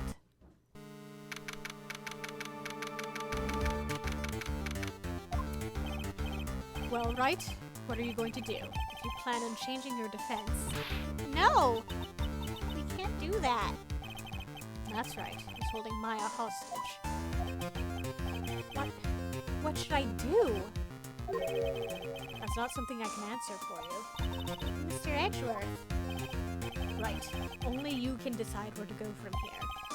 1 year ago, at that time, I didn't truly understand what a prosecutor was. And that is why I had to leave the prosecutor's office. I felt that I couldn't stand in a court of law until I knew what a prosecutor really was. And now, Wright, it's your turn. My turn? What is this thing called a lawyer? What can you do as one? You must find the answer, and you must find it on your own. No pressure! I'm a lawyer, but to fight for someone who is clearly a killer. That on guard, that man is really... Ah! I'm just imagining him pounding the desk next to him. It doesn't matter who, every person deserves a proper defense and a fair trial. Isn't that the basis of our judicial system? Proper defense? What exactly is that? Is it where a lawyer forcibly and blindly gets an acquittal through shouting and trickery? Ironic that you, of all people, should say such a thing. Isn't that exactly how you have fought for your clients up until now? Well, that may be true, but that's... Neon says, you'll get him. Yeah, I think we'll get him. That's because I believed my clients to be innocent from the bottom of my heart. But if I were to get on guard and acquittal, that isn't a proper defense at all. I became a lawyer because I thought I could save people who were suffering and in pain. But when I look at this mess we're in, I can't even protect the person closest to me. Even if I win the case, I still lose in the end. I just don't know what to do. Right. Would you get a hold of yourself? You have it all wrong. Huh? We aren't some sort of heroes. We're only human, you and I. You want to save someone? That's something easier said than done, wouldn't you say? You are a defense lawyer. You can't run away from that. You can only fight. That's all you can do. People like you and Franziska von Karma are always using all you have to pin me down. You fight to the very end, even when you know the truth is not with you. But I'm not like you. I can't fight for a false verdict for a man I clearly know to be guilty. Franziska, she fights for herself. The only thing she fights for is her perfect win record. That's all. And isn't that the same as you? Isn't that why you ran away a year ago? Because your precious win record was destroyed and you are so petty. I see. Now I understand why you despise me so. However, you are mistaken. Thanks to you, when you sealed off my path to a perfect win record, I began to realize the error of my ways. I realized that things such as a perfect record were meaningless. Huh? I don't believe you. Are you saying that is why you left the prosecutor's office? But then why? Why are you here now? The answer to that is something you will find out on your own. I have faith you will see it before the verdict is read tomorrow. But if you can't, then you will be powerless to change the ending of this story. Mr. Nick, the transceiver! I'm sorry for what happened earlier. Well then, Mr. Attorney, do you wager you can obtain an acquittal tomorrow? My, what is the matter, Mr. Attorney? I don't sense your usual anger this time. Tell me, please, why are you holding Maya hostage for Mr. On Guard's sake? Why are you doing this for that cold-blooded killer? Right. Please don't misunderstand things. He is my client. Don't toy with me. A man who hires an assassin is just as much of a killer himself. I believe you were asking me for a reason as to why I am doing what I am Yeah. This is what I like to call my aftercare. Your what? Your what? What the heck is aftercare? My name carries a certain amount of honor and dignity, Mr. Attorney. I take great care to ensure that no suspicion falls upon my clients for my handiwork. That is what is called client relations, and it is a part of an assassin's duty. Again, when the assassin is a nicer person than the person you're defending, something is wrong. An assassin's duty? We were unlucky this time, and my client was arrested as a suspect. As a result, I did what I had to do to enlist your expert help, Mr. Attorney, and to ensure that you would do everything in your power to the very end. What is your name? I believe I told you once before. However, you did, but my name is the Killer. Shelley the Killer. You're Shelley the Killer? Please keep in mind you do not have much space to maneuver with me. As a killer, I always finish what I set out to do. If you fail to keep up your end of the bargain, Maya! It would be my duty as an assassin to see to it she receives a nice, long nap. Ah, no! Now then, if you'll excuse me, if someone were to trace this signal back to me, it would be quite troublesome.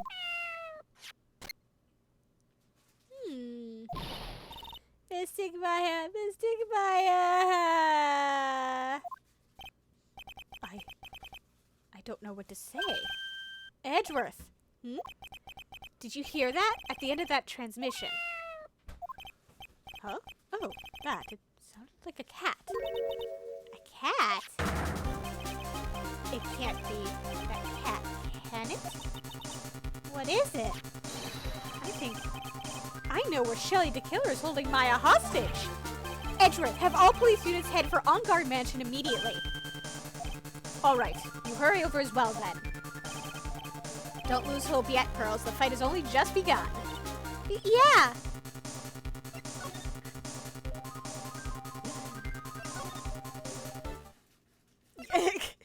And of course the music cuts out as soon as I change places. Come on.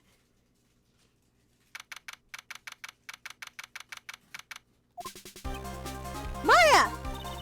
Please answer us, Mystic Maya! We have this area completely surrounded. There is no way for him to escape. Assuming he's still in the area. Can't believe it, that butler. All this time, he was the killer. The butler did it! He and On Guard were working together all this time. I'm sure they'd worked out a contingency plan ahead of time.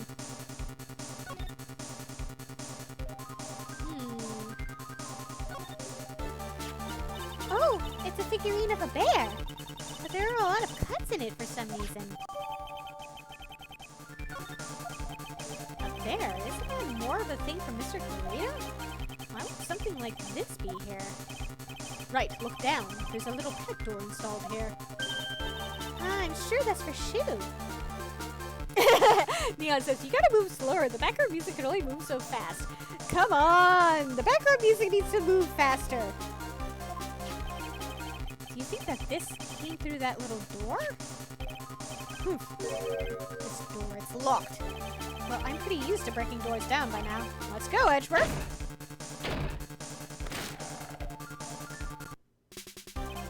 Ah! There's no one here! From the looks of this room, I would say this is On Guard's private lounge. Look at this, Wright. An antenna for sending and receiving radio signals and a VCR. Check inside the deck. If there's a tape, it would be an important piece of evidence. Neon says in relation to the background music, they have to get the instruments set up. They gotta move faster. Come on. How much lead time do they need to set this stuff up? If we're lucky, it'll have the moment the crime is committed recorded on it. I'm sorry, but the tape deck is empty. There's no tape to be found. No! But there's no mistake that someone used this to record something. It looks like someone took the tape we're looking for and escaped with it. Damn it. This little door for Shu and this big door. I'm sure Maya used this door to shove this out there. I'm sure it was her. Every time you give me some piece of evidence, it's always the most crucial piece. This time, too, I'm sure. It's a VCR and an antenna. The footage that the spy camera took at the scene of the crime was beamed here and recorded on tape. If only we had that tape, it would have been really helpful. Huge television speakers loom largely here. I'm sure if Maya saw this, she'd say, I would die a happy samurai fan if I could see the Nickel Samurai on a TV like this. Yeah, that's what she'd say. Ah! I can't believe I just made a joke about Maya, all things considered. Well, you gotta keep yourself sane somehow. It's on guard's computer. Maya, why couldn't you use this to get help? Mr. Nick, where's the power switch? Oh, I get it. So that's what happened. She couldn't find the power switch. It was too dark in here. It's a very small table. I bet we can barely squeeze 3 pearls on there. But I wouldn't sit on a table to begin with, Mr. Nick. What a spacious sofa. I bet 10 pearls would fit on here. I don't think 10 of me would fit, Mr. Nick. Come on, Pearls, let me dream. I can't read all the labels, but this is a very large collection of videotapes. Looks like On Guard taped all of his own shows.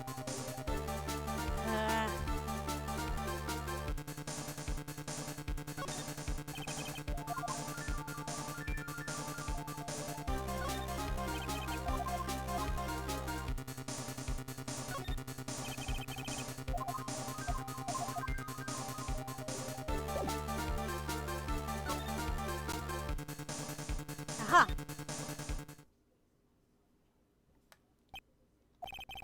We've searched all over, but it looks like he got away.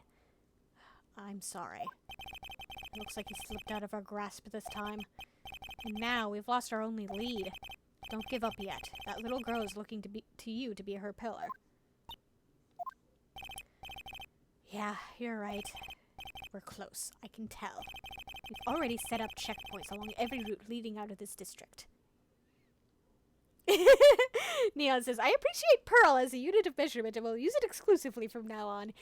Yes, use the little 9-year-old as a point of reference. Perfect. Leave the rest to us. Maya.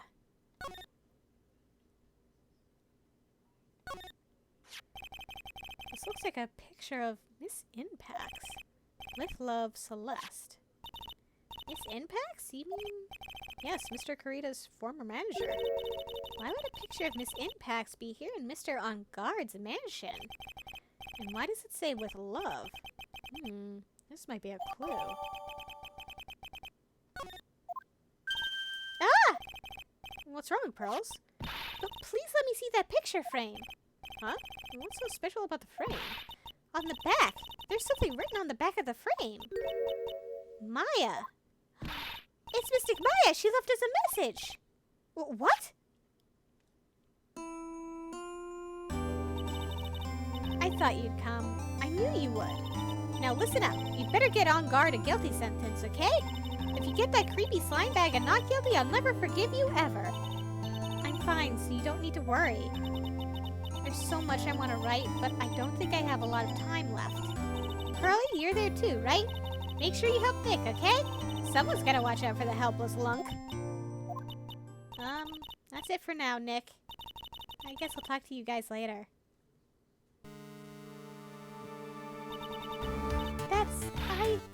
Oh! Mystic Maya! Right. What's wrong? Why the blank stare? Oh, nothing. We've searched the house, and this is the last room. It looks like he eluded us. Edgeworth. Yes? As far as clues go, I think this is about all I'm going to get. But I'm still short one last thing. And what is that?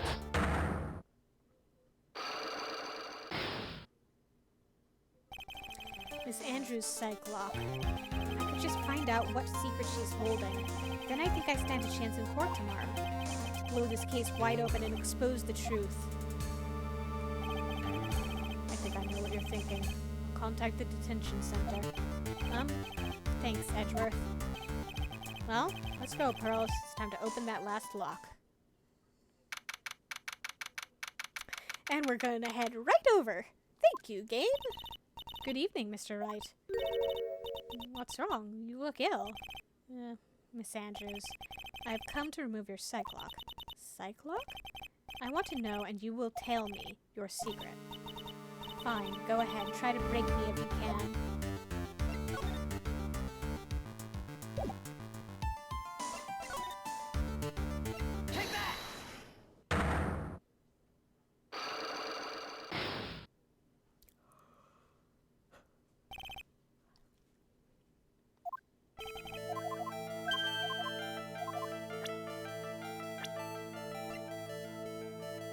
Take that!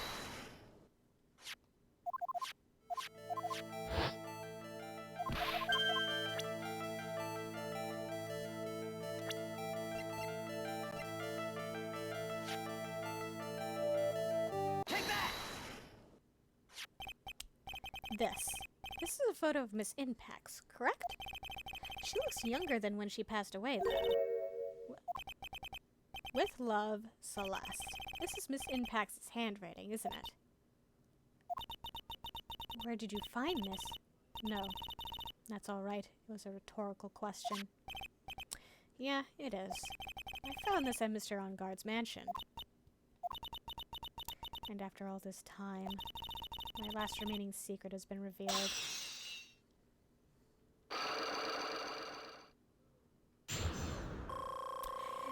Full health, baby!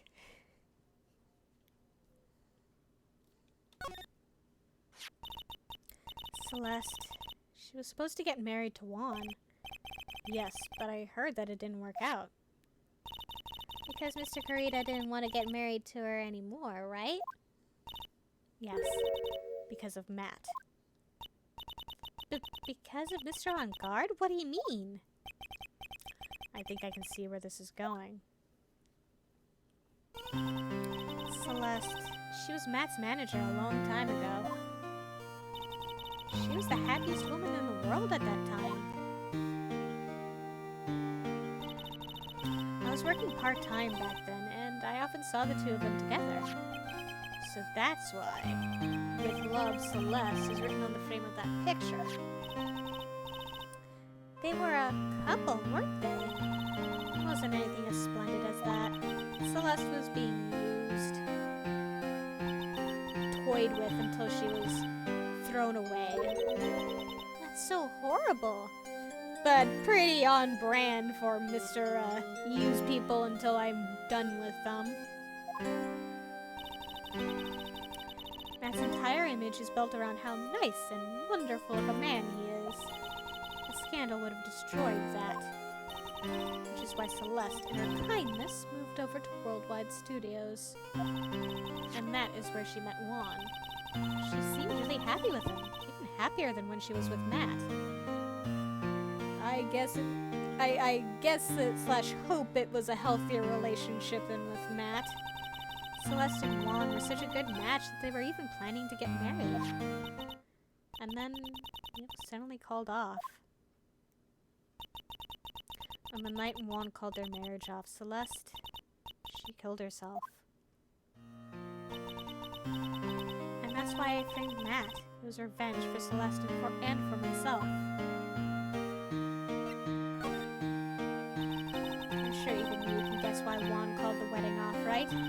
Matt confessed to Juan about his relationship with Celeste. I see, so that's what happened. Fucking bastard.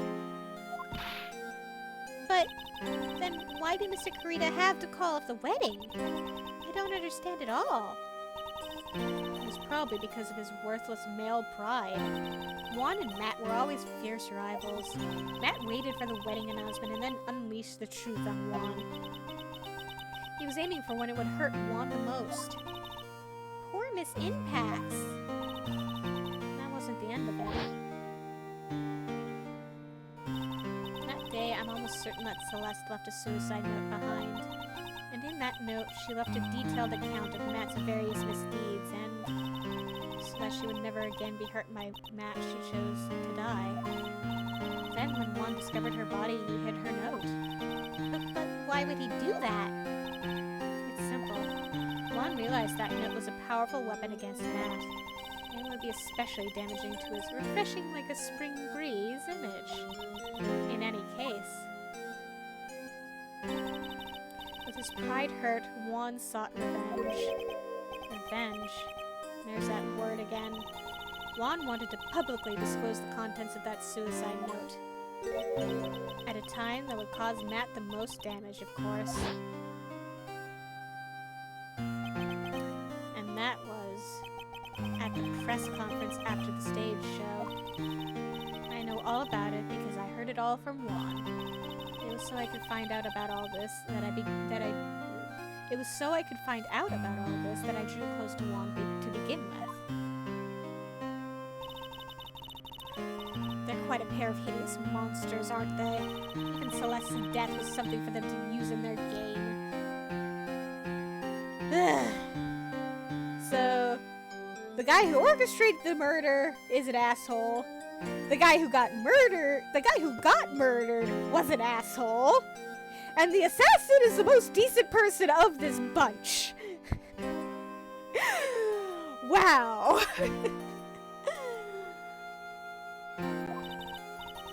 That night when I found Juan's body, it was only natural that I thought the murderer was Matt.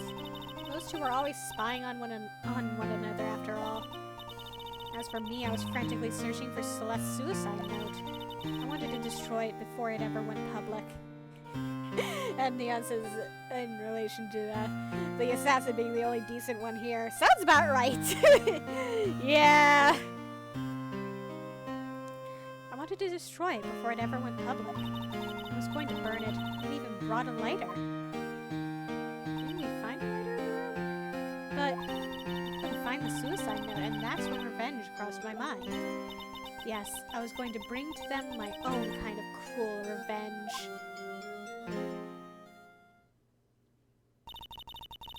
Celeste was killed by those two monsters, so when I stabbed Juan's body with that knife, I didn't feel a single shred of guilt. And that's all I have to say. Well, Mr. Wright, even knowing all this, are you still going to help that man? I'm a lawyer. I see. What a foul profession. Thank you very much for your time and for talking with me. It was no big deal. I couldn't sleep anyway. I can't sleep either. Not with Maya's situation or with what I know now.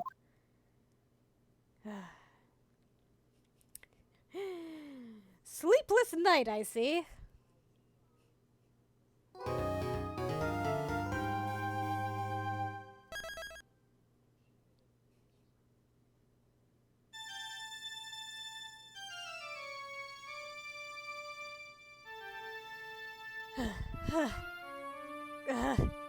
How did I get into this mess? That's far enough. You can't run forever, Mr. Phoenix Wright.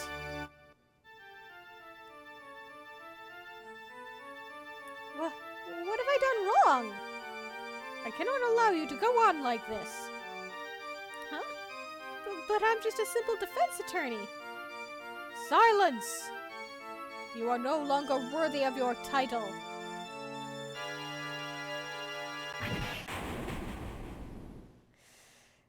Damn! I've had this dream before, someplace, some time ago. As if this day was written into my destiny. Today I'll stand in court as a lawyer. To prove a killer innocent.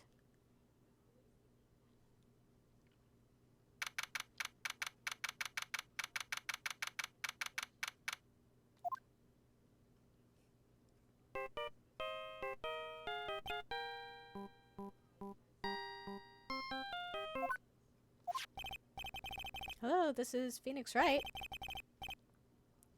You don't look so well, dude. You're gonna prove me not guilty today, right?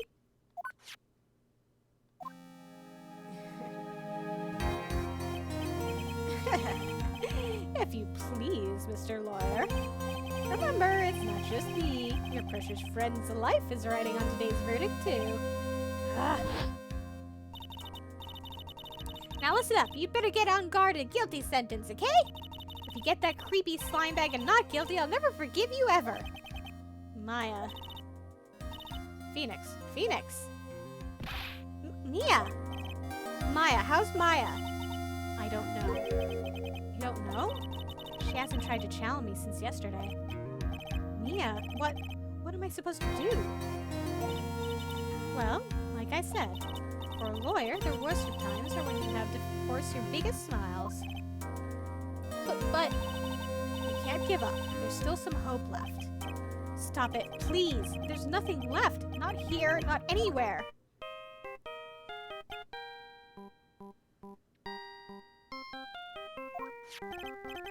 Ah! It's that accursed on guard again! Will you leave me alone? Look, don't call me anymore. I mean it. You're really mean, pal. Ah, Gumshoe. I'm really, really sorry. Where are you? They let me join the investigation team, and we're chasing after the killer, pal. Then you have some sort of lead? Sorry, but right now we've got 0 leads on the guy. But we're not going to give up. Gumshoe. Until the trial is over, until the verdict is handed down, we're going to do everything we can and find a killer. If we can get Maya out, then you can get on guard the guilty verdict he deserves, pal. That's true. Could do that if they found Maya first. You got that? So you have to do whatever you can to make the trial last longer. I have to make the trial last longer? If you go at Mr. Edgeworth with everything you've got, then you two can draw it out. Oh, now I get it. I believe in you, pal. You and Mr. Edgeworth can do it. So, believe in us. We're gonna give it all we've got, just like you. Got it. Thanks, Gumshoe. Hey, Phoenix. You understand now, don't you? You have something money will never be able to buy. Friendship. It's the strongest weapon in the world, and you have it in abundance. Neon says, yay, stalling! Yep, we're gonna stall until they find Maya. Yeah. Looks like we're coming to the end. I have to make the trial last as long as I can. Gumshoe will come through, I know it.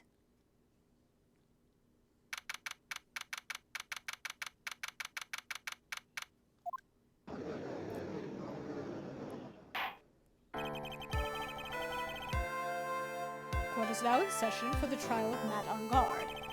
The defense is ready, Your Honor. The prosecution has been ready for a while, Your Honor. Now, as I recall, we concluded yesterday's session with a big mystery on our hands. The mystery being what exactly was Miss Adrian Andrews' role in this murder. That is to say, is she really connected to the crime itself? Mr. Edgeworth, if you would please inform the court of today's proceedings. Adrian Andrews.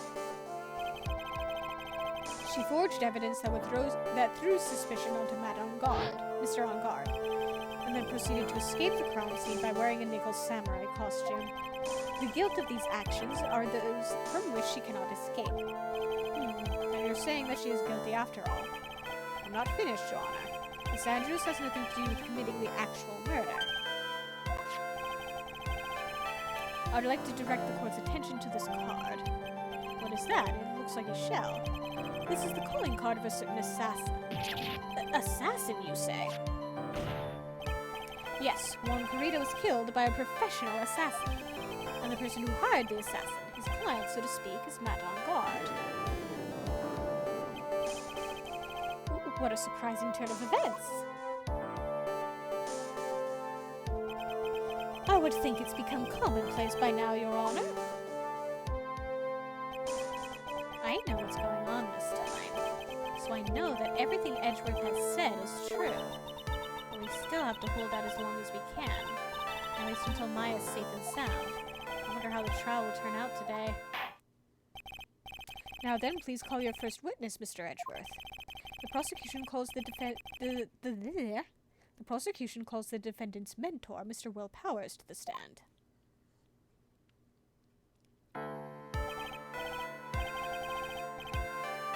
Now then, witness your name and occupation, please. Okay. I'm, Will Powers. I'm a poor, underpaid action star. And what is your relation to the defendant? Well, I guess I'm sort of a lousy mentor to him in a way, yeah. Mr. Powers, please, you don't need to put yourself down so much. Oh, sorry. Well, but I'm just kind of a nothing sort of guy. On the night of the murder, you visited the defendant's room. Is this correct? Yes. I didn't know that.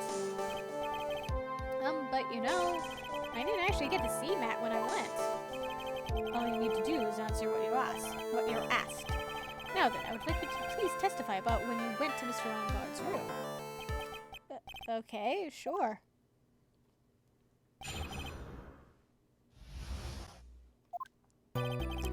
After the award ceremony, I went by myself to Matt's room.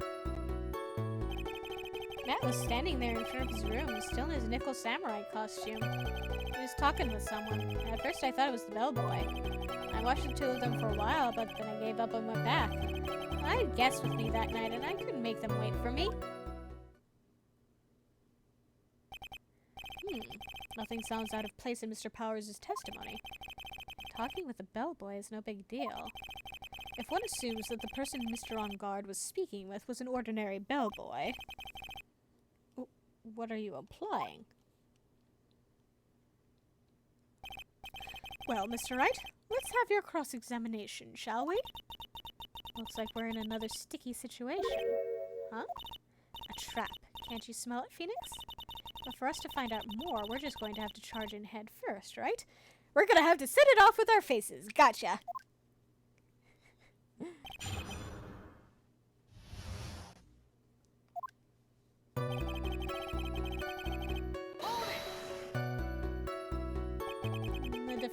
The defendant's room? Why did you go there? Well, I'm his mentor, like a big brother sort of, and I wanted to say congrats. What's wrong? Why did you stop? Mr. Wright? What is it? Neon says in response to setting a trap off with our faces, "It's the best way to deal with traps. It is." You're going to try to trick me into a corner, aren't you? Huh? I know I'm just a poor, underpaid action star, but I'm not the killer. No one said you were, Mr. Powers. No, please, don't trick me. Every time you do your lawyer thing, the witness suddenly turns into the bad guy. Every time? Witness. I will personally talk to the defense at a later time. Oh, you will you?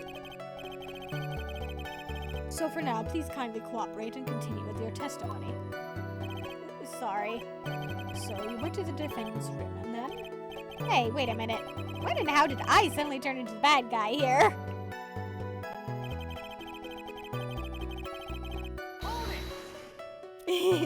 Neon says, it's a date. Are you sure that was Matt on guard? Yeah, I'm sure. He wasn't wearing the nickel samurai mask then. If that's the case, then he really can't be mistaken.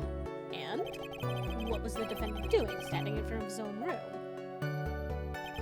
He was talking with someone. At first I thought it was the bellboy. At first? What do you mean by that? Well, he was in a bellboyish uniform and he had a bottle of juice on a tray. Sounds like an ordinary bellboy to me. Yeah, but I didn't think he was a normal bellboy. Why was that? Why did I think that, Mr. Wright? How am I supposed to know? Sorry, but I can't remember right now. I'm sorry. I guess I'm going to have to wait patiently on this one.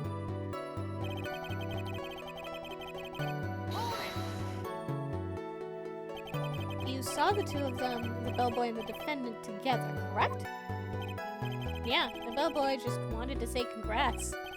Now, while you were watching the two of them, did you notice anything strange? You know, I did feel something weird. I think it was because Matt, well, he gave the bellboy a tip. tip? But that's a perfectly normal thing to do. So how long did you watch the two of them?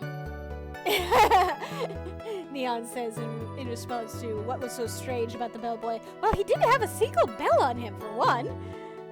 Yeah, talk about false advertising.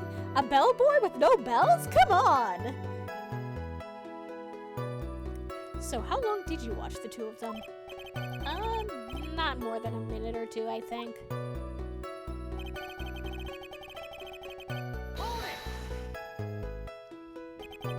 So who are these guests you're talking about? You guys, of course. You and Maya and Little Pearl. I thought it would be really rude since I invited you guys if I disappeared on you. So I went back to my seat pretty soon after seeing Matt in the hallway. This is like squeezing water from a stone. It's probably pointless to press further. Do you remember this incident? Did Mr. Powers leave his seat that night? I don't remember that happening at all. Maya was making such a racket in her hyper state. I ended up focusing on her. I see. In any case, from his story, he probably wasn't gone for very long.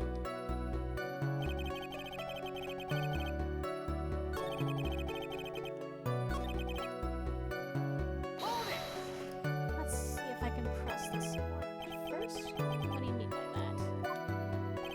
I didn't think he was a normal bellboy, and why was that? Why did I think that, Mr. Wright? How am I supposed to know? Hey, wait a second. Actually, Mr. Powers, only a few minutes ago you stated... you know, I did feel something weird. I think it was because Matt, well, gave the bellboy a tip. Could it be that you felt something strange about the tip-giving incident itself? Ah, yeah, that's it. You really know your job. Mr. Edgeworth. Yes, Your Honor? This bellboy, he wasn't an ordinary one, was he? Perhaps we should let the witness tell us. Very well. Mr. Powers, please amend your testimony. You mean about the bellboy, right? Matt gave the bellboy a tip. So he gave the bellboy a tip. What's so strange about that? Well, you see, Matt's not a poor penny pincher like me. I was trying to figure out how much it was because the tip really shocked me. How much it was? But that's when something even more surprising happened. The bellboy was putting the tip he'd got in his pocket, and that's when I got my first good look at the guy's face. I was really shocked. I'm afraid I don't follow at all. Sounds like Mr. Powers was surprised twice by this event. I wonder which of his shocking moments I should ask about.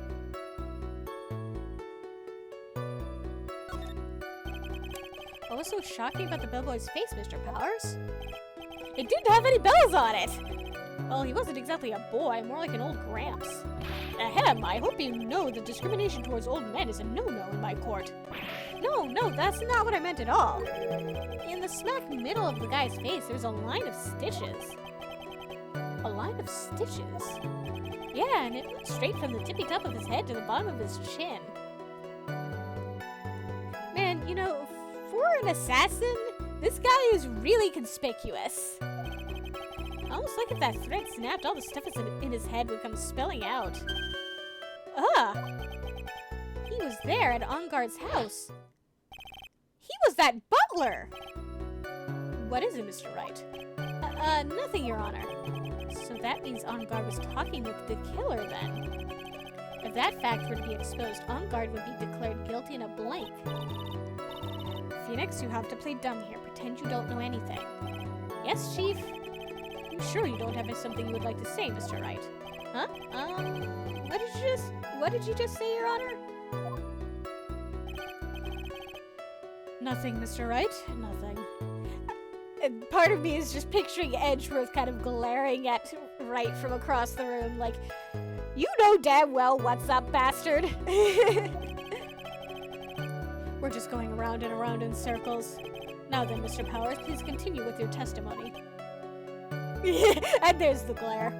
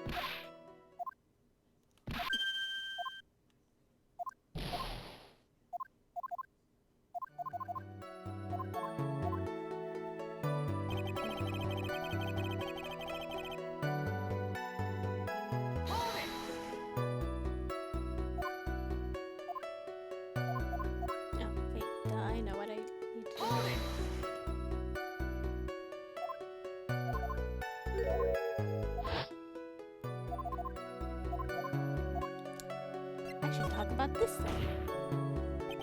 The defendant is a huge star. He can afford to give generous tips, wouldn't you agree?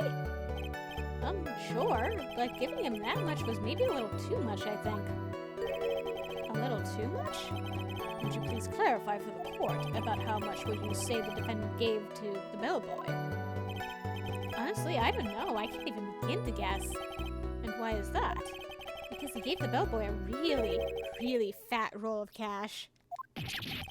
A roll of cash? Ah, well, how interesting. That certainly was a very generous tip, wasn't it? Very fat roll of cash. That can hardly be called a tip, Your Honor. The judge is beginning to look awfully suspicious of us.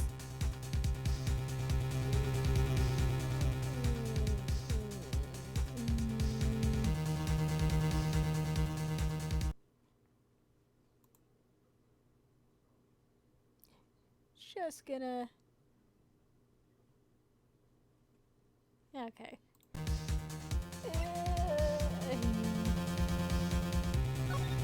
Wait and see. There's nothing I can really object to here. I mean, who can argue that a fat roll of money isn't really odd? So supposing that roll of cash was not a tip, then what was it? Payment, Your Honor. Payment? Isn't it obvious? For the murder of Mr. Juan Carita. Then the bellboy the witness saw. Yes, he was the assassin. Hold your horses now, Mr. Edgeworth. You don't have any proof of this, do you? Have I ever been unprepared to support my claims, Your Honor? I have here the card Shelley the Killer left at the scene of the crime. Shelley the Killer? He is the person the police's special investigations team has been chasing for ages. I am certain that the person the witness saw was this very assassin, Shelley the Killer. Really? What's wrong, Mr. Powers? No, nothing. Something just clicked in my head, and I think I just figured something out. Oh? Actually, I saw that bellboy again later on that night. What?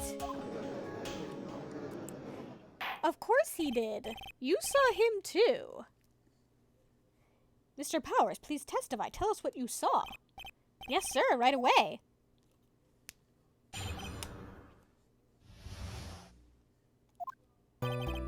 This time, I was in that hallway because I had to go to the bathroom. And that's when that bellboy I saw earlier came out of the room. Of course, when I say room, I mean Juan Carita's room. Now that I think about it, that bellboy did seem kind of out of place. Yeah, so he had to be the assassin, I'm sure of it. I mean... Thank you very much. That is all we need for now. Huh? But I'm not done. There's still more. Let us first establish that the bellboy was truly Mr. the Killer, then we shall see. So the bellboy came out of the victim's room, and if that bellboy really was the assassin, then I think the answer is fairly obvious. That would be correct, Your Honor. Well, Mr. Wright, I believe it's your turn to entertain and make us laugh. Ha ha ha ha. This is no laughing matter.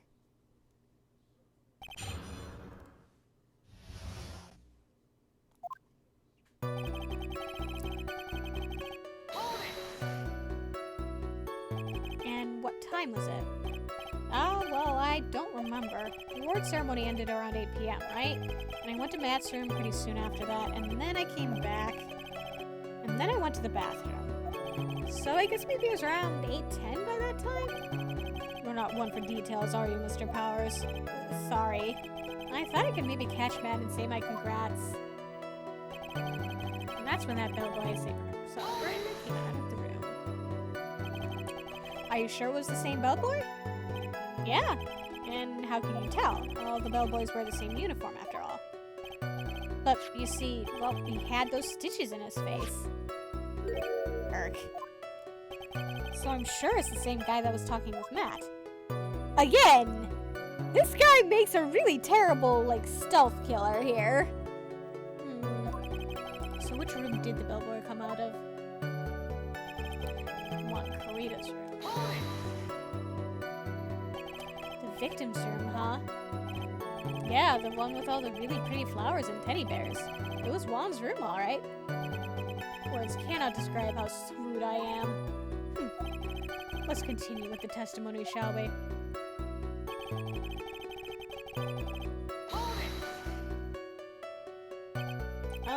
So what exactly was so out of place about him? Right. Why the insipid grin? Maybe because I have no idea what damaging thing he's going to say next. Well, the bellboy was empty-handed. Empty-handed? That bellboy was one of those room service people, right? But he wasn't pushing a cart and he wasn't holding a tray either. You'd call that a little strange too, wouldn't you? Yeah, you'd expect him to at least come out of a room with a tray or something. I agree that it is a bit strange, Mr. Powers. But is it really that unusual for a bellboy to be empty-handed? What should I do? Should I let Mr. Powers' testimony slide, or...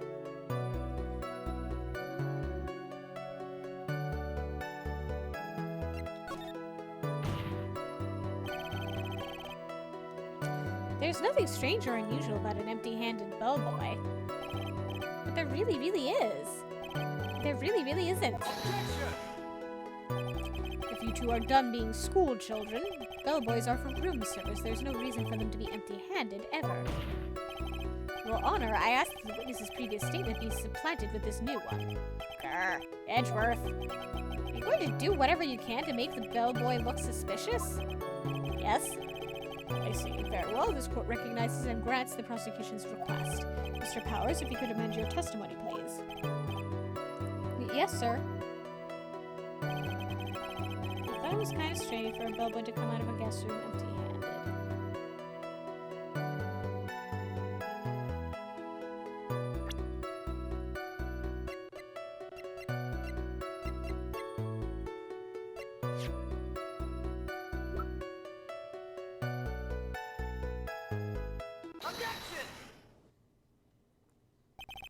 Mr. Powers. Yes? You're easily influenced by other people's words, aren't you? As soon as you heard that the bellboy might have been the killer, you got caught up in believing it must be true. Of course, we know for a fact that it is true, but isn't he really suspicious? He's got all those stitches and I mean, yes, he is suspicious. He's definitely the killer. We're trying to stall, honey, please. Roll with it. So, a baseball has stitches. People's faces aren't supposed to have stitches in them. Well, not permanent stitches, at least. Are you saying all baseballs are suspicious because they have stitches? Well, there's also, what about him being empty-handed? I would like to ask the court to please take a look here. This is the crime scene. There's a wine glass sitting next to Mr. Karita's body. The liquid inside this glass is tomato juice. And now, if you would look at what is on top of the table in the lower right corner here, anyone can clearly see that it is a tray with a bottle of tomato juice on it.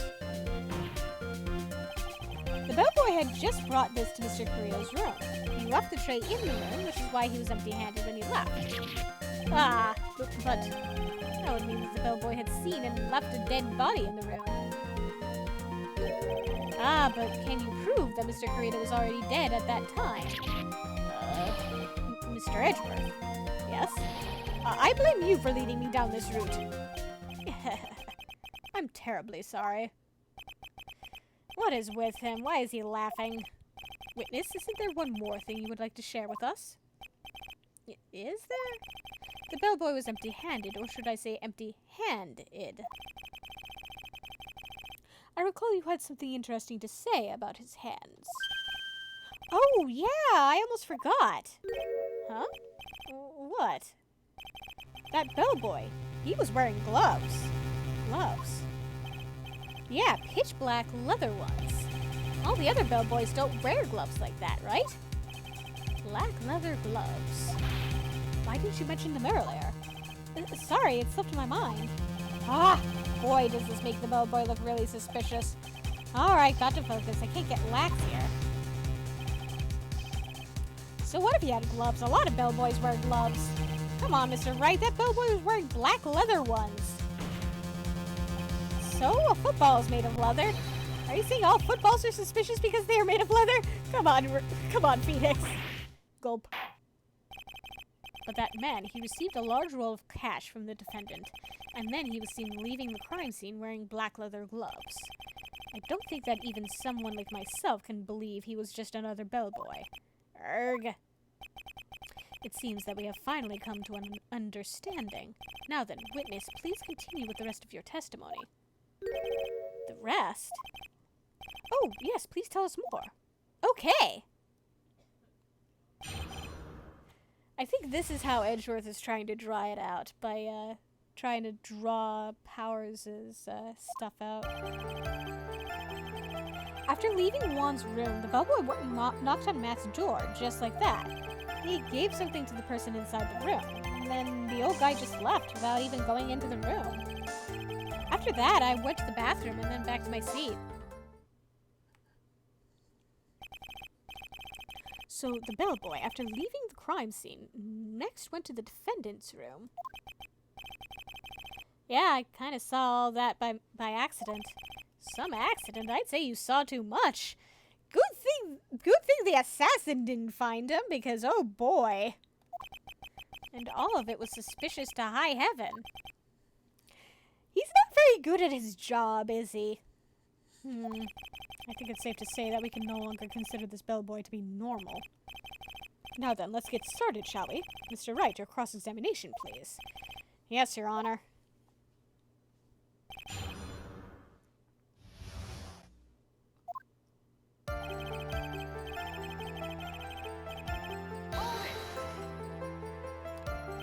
Is that what you saw while you were busy spying? Excuse me? I may be a poor, underpaid action star, but even I won't stoop to spying. Well, I think the point is, where did you watch all this from, Mr. Powers? Oh, from the door of the bathroom with my left eye and a sort of sneaky, spy-like... I knew he was spying! Please, does it really matter if he was doing it over or underhandedly? What did the bellboy do next? That's all I care to know.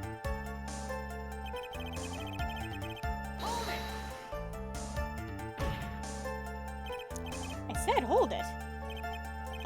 Okay. That's better. Ahem.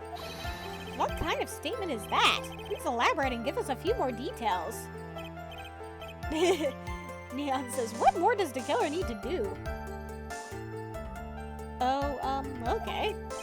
I should probably ask him only one question at a time. So, who took this something the bellboy handed off? Actually, I don't know. What do you mean? I'm sorry, but I only saw the person's arm. Only an arm? Then you're saying you didn't see the person's face? Yeah. Well, it was Mr. On-Guard's room, correct? So it could have only been Mr. On-Guard himself, I'd say. And then, what did the bellboy do after that? Oh, so after he gave the person inside the room the thing...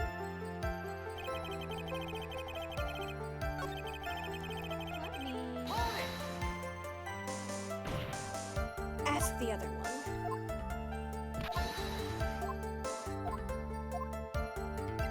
Ask about this something. He gave something to this person. Yeah, and what was this something? If I remembered what it was, I wouldn't be calling it a something, would I? But this implies that something was removed from the scene of the crime. Are you sure you really can't remember, Mr. Powers? I think it was something kind of small. I would like to summarize the testimony up to this point, if you don't mind. When the bellboy left the crime scene, he immediately went to the defendant's room. There, he handed a small item of some sort to the person inside. As for the person who received the item, all you could see was the person's arm. Yes, it was just like that. Mr. Edgeworth, is all this really that important? Of course, Your Honor. I think this is of the utmost importance. This is when whatever was removed from the crime scene was handed over to the client. Mr. Powers, please try to remember what it was the bellboy handed off. Well, let's see. I think it was... no. remember, please add it to your testimony. Yes, sir.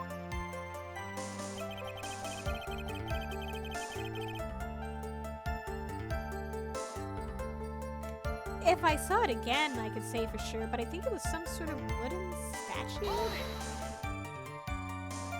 A statue? Yeah, it kind of looked like one, I guess. If I saw the actual thing again, I'd probably remember, you know? It looks like for this trial to proceed, I'm going to have to come up with whatever this statue thing is and show it to him. You're going to have to trust your instinct on this one and take a chance, Phoenix. Well, Mr. Powers, let's continue with your testimony. What did Bellboy do after that? I think I have a hunch, but... where did this bellboy go after he left Mr. Engarde's room? He opened the door to Viola Hall, went in there, and who knows after that, right? Yeah, I do.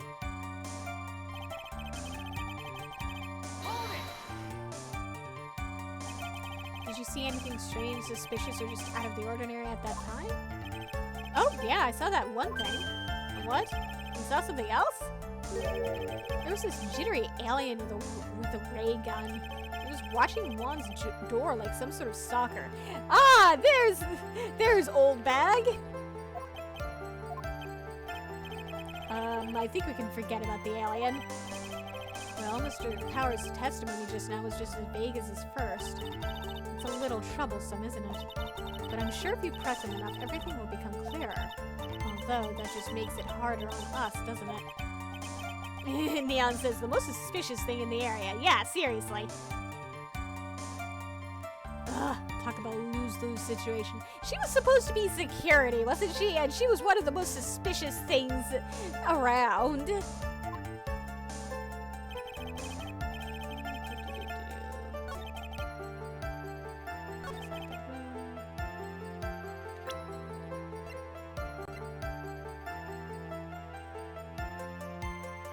Objection!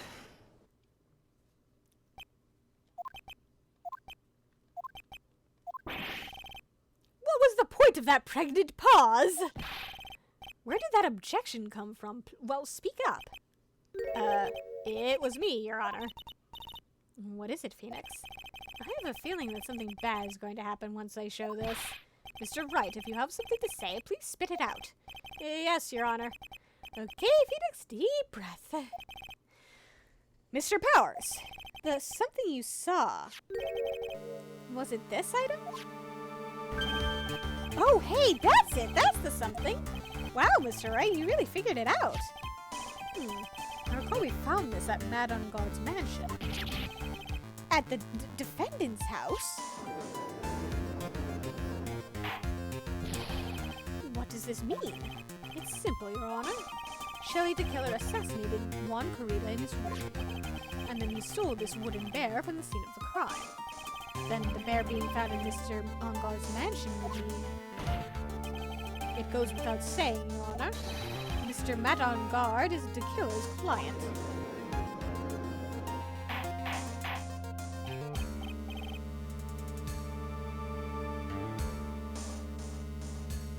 Order, order, order! I said order! Mr. Wright, this is a most unfortunate turn of events for you. Yeah. Sorry, Nia. No, it's alright. Your judgment was sound. Actually, I figured the bear would come up. If not now, then it would have later on. Even if you hadn't shown it to the court, I'm sure your friend Edgeworth would have. Ah, I almost forgot that he knew about it too. I think it is clear that there's no need for us to continue this trial. I can't let this happen. I have to do something. There has to be something we've overlooked. Your Honor, a minute, please. Yes, Mr. Wright. There are still a few points left that we have not fully explored. What are you trying to pull? Oh, well, we can't have that. All right, Mr. Wright, what questionable point would you like to explore further? There's one thing in Mr. Powers' testimony that was very unclear, and that is the identity of the person who received the bear.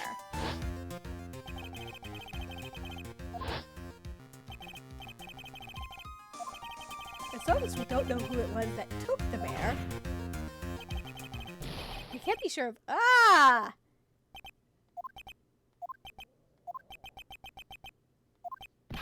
What is it, Mr. Powers? If you're going to scream like that, then at least give us a good reason why. Oh, yeah, sorry. Actually, so I remembered. I remembered who took the bear. What? Really? I mean, I only saw his arm. But, the arm. It was the Nickel Samurai's arm, I swear it. You've gotta be kidding! Are you sure of that, Mr. Powers? Yeah, I'm sure it was the Nickel Samurai.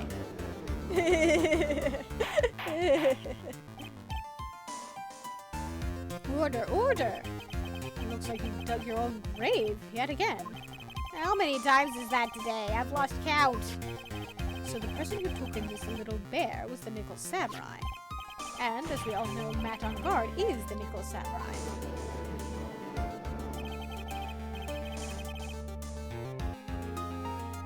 Thanks to the defense, we've made that all the clearer. What am I supposed to do now? Mia, help! You don't have time to act lost. We've got to find another angle to attack this from. Hurry! Now I will bring this cross-examination to... Your Honor! Again, Mr. Wright? We've already removed any and all questionable areas of this testimony. It's about time you were removed from this court, Mr. Wright. Come on, Edgeworth! I have to find something. Even one more little point will do. There's still questions left unanswered. What are you trying to pull? Oh, well, we can't have that. Alright, Mr. Wright, what question point would you like to explore further?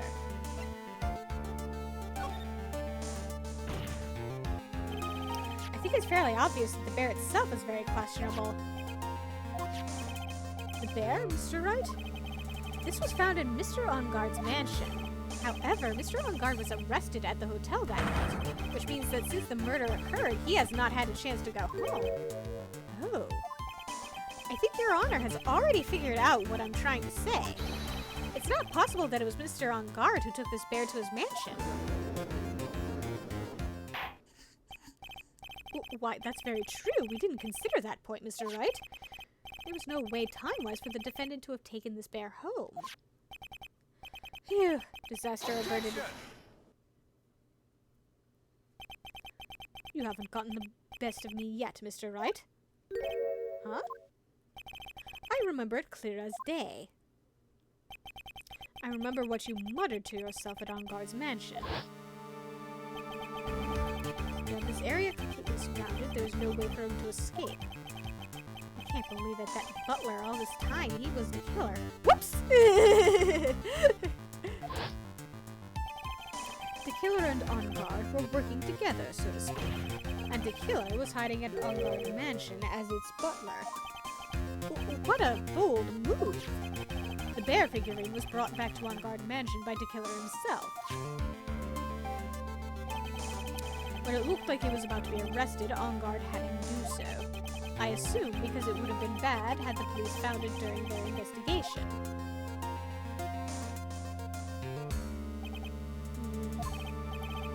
Well, Mr. Wright, you've been quiet for a while now. This is too much. Isn't there anything I can attack at all? I think we've heard enough. We now know why this bear figurine was at the defendant's mansion, as well as who it was that received the bear from the assassin in his room. Everything has become very clear. The client who hired the assassin to commit the murder was Mr. Matt Onguard. I see no reason for this trial to continue, therefore I will now hand down my verdict. Thank you, Your Honor, for your understanding. You see, Mr. Wright, you could not win against the truth, could you? I knew it would turn out this way. After all, what Edgeworth has stated is the truth. Any last objections, Mr. Wright? Well, do I? What should I do? I gotta prolong this. I know. There's only one way for me to drag this trial out. The only thing I have left is this one dirty trick. Your Honor, right now we have these two reasons to believe my client is a client of the assassin. Reason number one, he accepted the bear figurine from the assassin. Reason number two, that very same figurine was found at Onguard Mansion. However, it's possible this is all the work of a certain other person. What are you saying? What I am saying is, it's possible a different person is the killer's real client.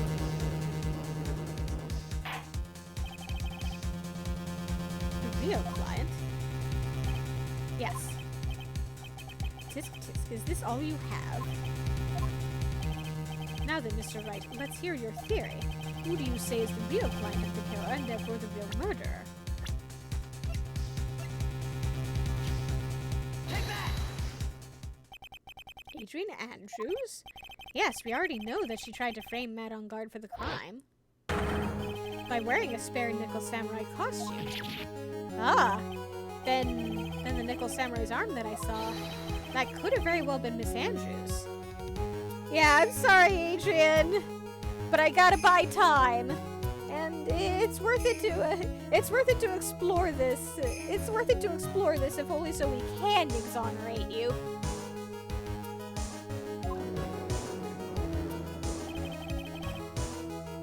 But what about Mr. On Guard? If you would please recall yesterday's testimony. The defendant was taking a nap during the break period. That's right. Then, finding this figure at Mr. On Guard's mansion. It was a well-laid trap set by Miss Andrews. Neon says, "We'll get you a gift basket, we promise." Yes, we will. Maybe I can convince Edgeworth to help pay for it. We're sorry for putting you through this hell.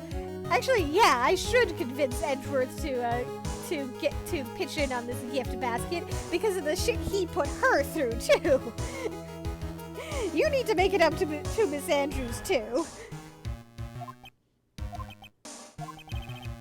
Mr. Edgeworth, what is your opinion on this?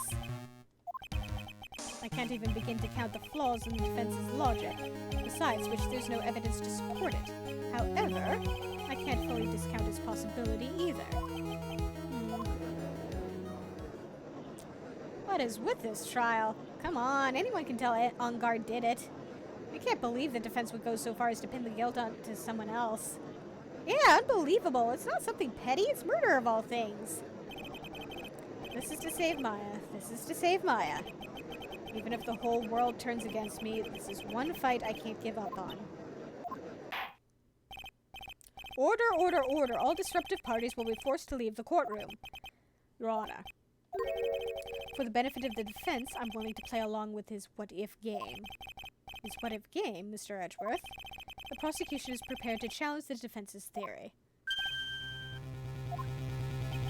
Mr. Wright, even you must have thought it strange and wondered, why would the criminal want this little wooden bear? He's right. The killer did specially bring that bear to On Guard right away. Why do you ask? Is there something special about it? Absolutely.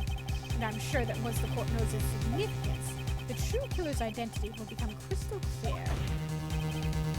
Your Honor, the prosecution calls upon a witness who will clear all doubts against Miss Andrews.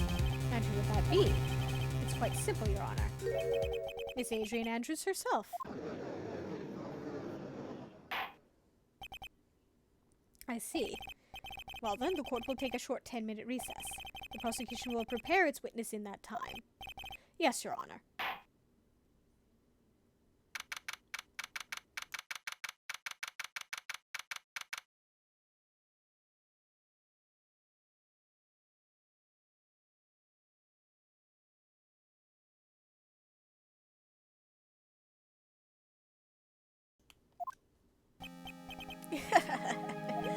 Oh, I knew it was a good idea to hold her hostage. Don't you agree, Mr. Lawyer? But I never thought in your desperation you'd try to pin the guilt onto Adrian. Ah, I swear this demon will pay. Mr. Nick. Pearls? Where's Mia? I don't know. A really strong power suddenly called her away. A really strong power?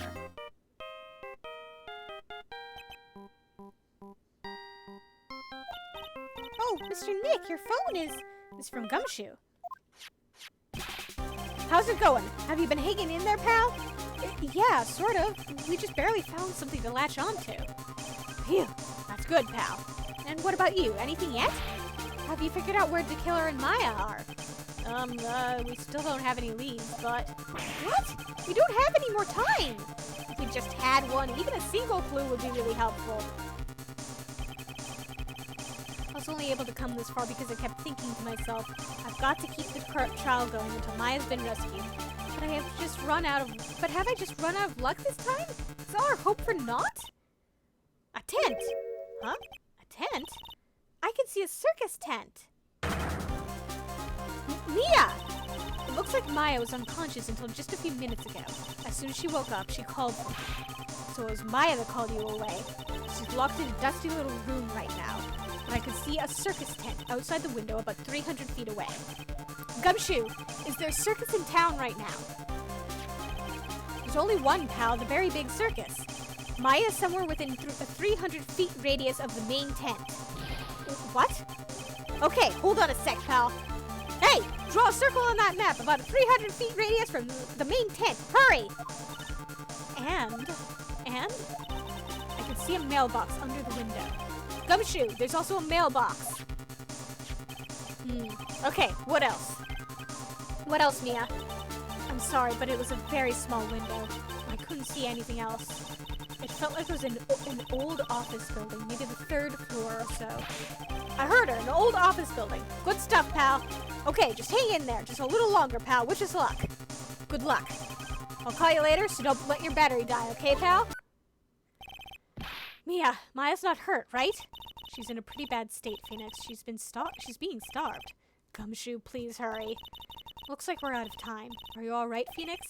It's only a matter of time before Maya's rescued. I can do this. I just have to make this trial last a little longer. Phew.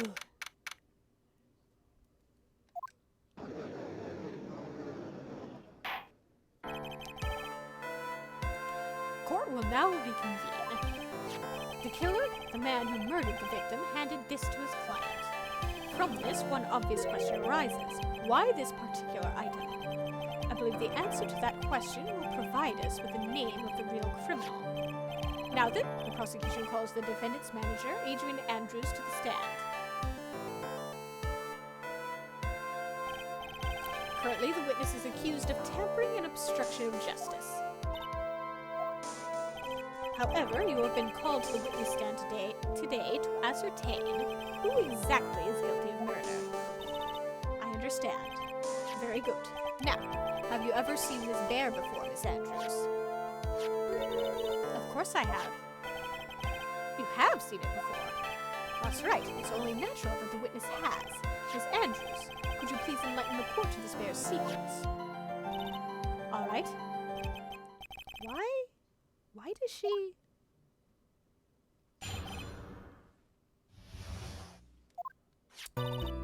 Actually, this is an elaborate puzzle. If you know the correct order, it can be taken apart one piece at a time. At its center is a small cavity with just enough room to store a small item. Because of its complexity, if you don't know the order, you can't open the bear. You really can't tell that it's a small jewelry box just by looking at it. So this figurine, it's a container of sorts, is it? Yes, looks to me deceiving, wouldn't you agree? Yes, this is superb craftsmanship. Oh, yes, I nearly forgot. You may begin your cross-examination, Mr. Wright. It looks like there really was something to that bear after all.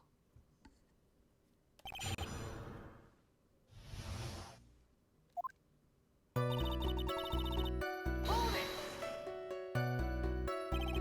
puzzle? That's right. But it looks like an ordinary figurine. True enough. To people who don't know, I'm sure they would never guess that this was a puzzle. So what kind of puzzle is this exactly?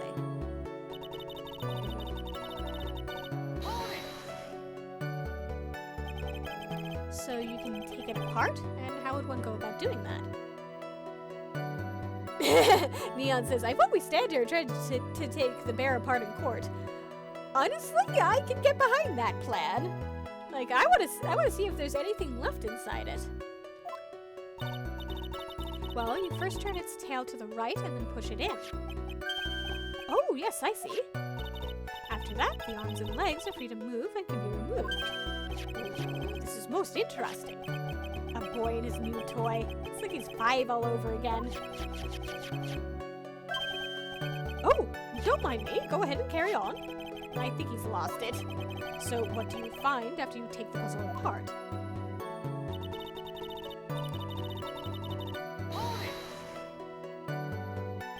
And how do you know about this? I know because I was the one who bought it. Huh? It was a souvenir from when a friend and I went to Switzerland.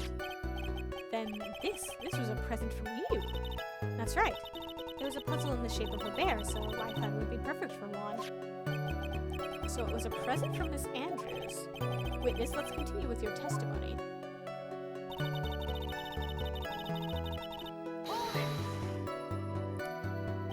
So who exactly knew how to solve this puzzle? Only the two of us, Juan and myself. It was a souvenir from Switzerland, so I doubt there are that many people with the same bear in this country.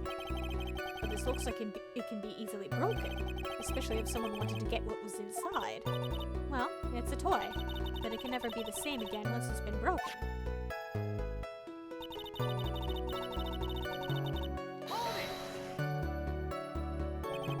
Who else knows that this bear is actually a small container or jewelry box? I never told anyone, and as long as Juan never told anyone either, then only the two of us knew. The two of you, huh? Then, of course, that means Mr. Engard didn't know, right? I think this is about all I'm going to get for now.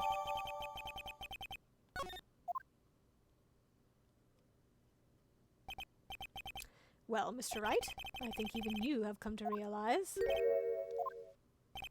that there is one very important fact we have uncovered, and that is this. This bear is actually a jewelry box. Now that we have agreed to this point, there's only one logical question that can come next, and that is this. What is inside this box? Exactly what I was thinking. What's inside? That's right. That's what we are going to find out next. Witness. Yes? You are the only one who can open this. Please.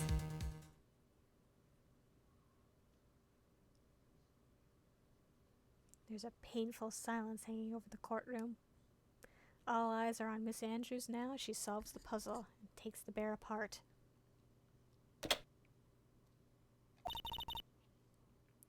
I've opened it. Is this what you wanted? What is that? It looks like a note. I don't think we need to guess at what that is, do we, Mr. Wright? It's the suicide note. The suicide note. The suicide note left by Juan Carita's former manager, Celestine Pax. Until now, no one knew of its whereabouts, but just as we suspected, it was hidden. Hidden by the victim, Juan Carita himself. It seems Celestine Pax had very beautiful handwriting, and she just as beautifully signed her own name on this document. This is most definitely the note she left right before she committed suicide. The order! Witness, did you know about this? Yes, I did. I heard all about it from Juan. When I discovered his body, I looked for the bear. I wanted to destroy the note before it became public, but I couldn't find it anywhere, because it had already been taken by the killer. Everything is going at Mr. Edgeworth's pace, so now that the suicide note has been found, what's the next logical question? What is written on the note? That's right, at least that's what I would think. Now then I believe it is only appropriate the contents of this note be made known. I can't stop you, can I? I went through so much just to get my hands on it, and I was going to burn it, for her sake. I'm deeply sorry, but I can't allow you to persuade me to stop. Your Honor, if you could please read the contents of this note aloud. Very well. The judge's voice rang loud and clear through the dead silent courtroom. In her note, Celestine Pax left to us a record of all that had happened to her. About being used and then thrown away by On Guard, about being engaged to Carita and On Guard's role in destroying that, and about how she decided in her despair to end it all.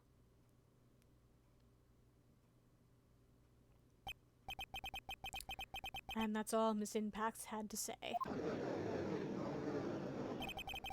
There's one thing I would like to say here. The prosecution has no interest in slandering Mr. On Guard. Then what? Our intention, Your Honor, is to establish a motive for murder. Isn't that correct, witness? Yes. On the night of the murder, Juan was going to make the contents of the note public. After the post-ceremony show, he was going to hold a press conference. My word! Matt On Guard values, above all else, his refreshing like a spring breeze image, which is why he had to stop this note from being made public. At any cost.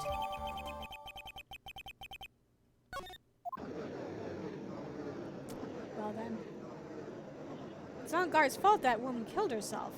And this time he even went so far as to kill someone to stop him from revealing that. How terrible, what a selfish person. I guess there are slimeball lawyers out there who will defend these creeps too. There's no margin for doubt here. Mr. DeKiller's client's goal was to obtain this suicide note, and the only person who needed this note that badly is the defendant.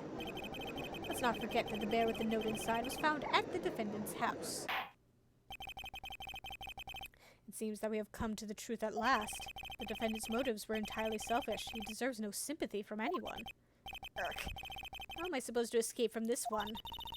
Why the hesitation, Phoenix? Gumshoe hasn't called yet, so you know what you must do. I know, I have to carry on and buy in some more time.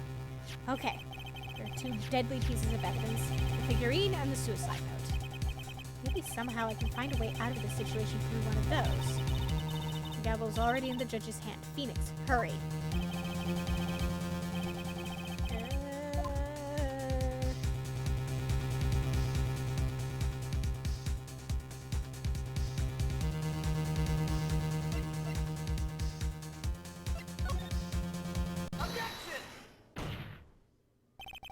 Please wait, Your Honor. Oh man, look at that lawyer. He's still going at it? Looks like he doesn't care that he's trying to get a killer off the hook. The assassin took this with him from the crime scene after murdering Mr. Correda, at the request of his client, of course. So, what's your point, Mr. Wright? I don't think it's possible that Mr. DeKiller's client was Matt On Guard. In fact, I think there is a contradiction here. You can't tell by just looking at it that this bear is really a jewelry box. The chances that Matt On Guard thought the note was inside this bear are 0 to none. Oh, I didn't think of it that way. Exactly, but I did think of it that way, and I thought it was rather strange. After all, there's no reason why Mr. On Guard would ever want a jewelry box like this.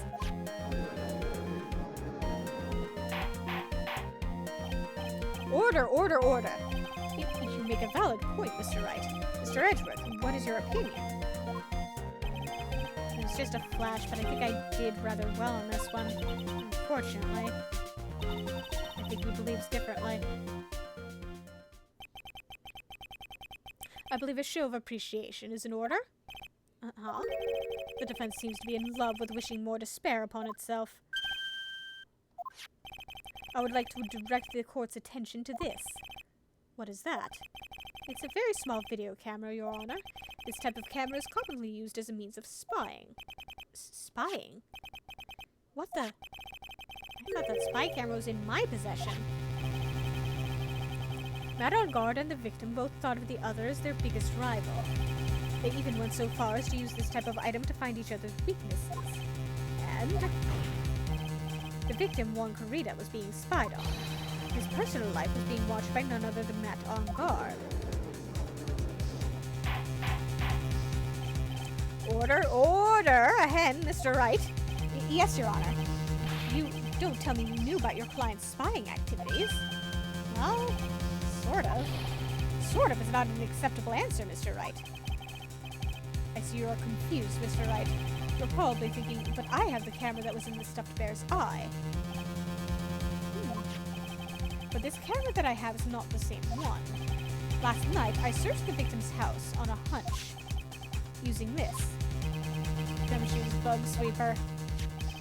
By the way, Mr. Wright, the defendant's fingerprints were found on this camera. Matt Onguard's fingerprints were on there. Well, Phoenix, looks like those cameras were hidden all over the place, huh? What am I supposed to say to that evidence? I think this is the end. It's fairly obvious that Mr. Onguard learned of the suicide note through this. He was watching the victim all along. He got me good this time. I don't have anything to counter that. Hey, now what's the lawyer think? Now what's that lawyer thinking? Mommy, is that man the bad killer guy? Shush, stop, don't look at him. The way he's sweating is just so nasty. Phoenix. Yes, Chief? Have you figured out what you're going to do next yet? What I'm going to do next? Is running away like a frightened child work? I know it seems like Mr. Edgeworth is very close to putting the lid on this case, but in his eagerness to prove his point, he forgot one very important thing. Well, what is it, Mia? There's a piece of evidence that he really should investigate. Something he should investigate. I would really hate to see the good prosecutor get scolded for not remembering to look into the item when he had the chance. Why are you speaking in riddles all of a sudden?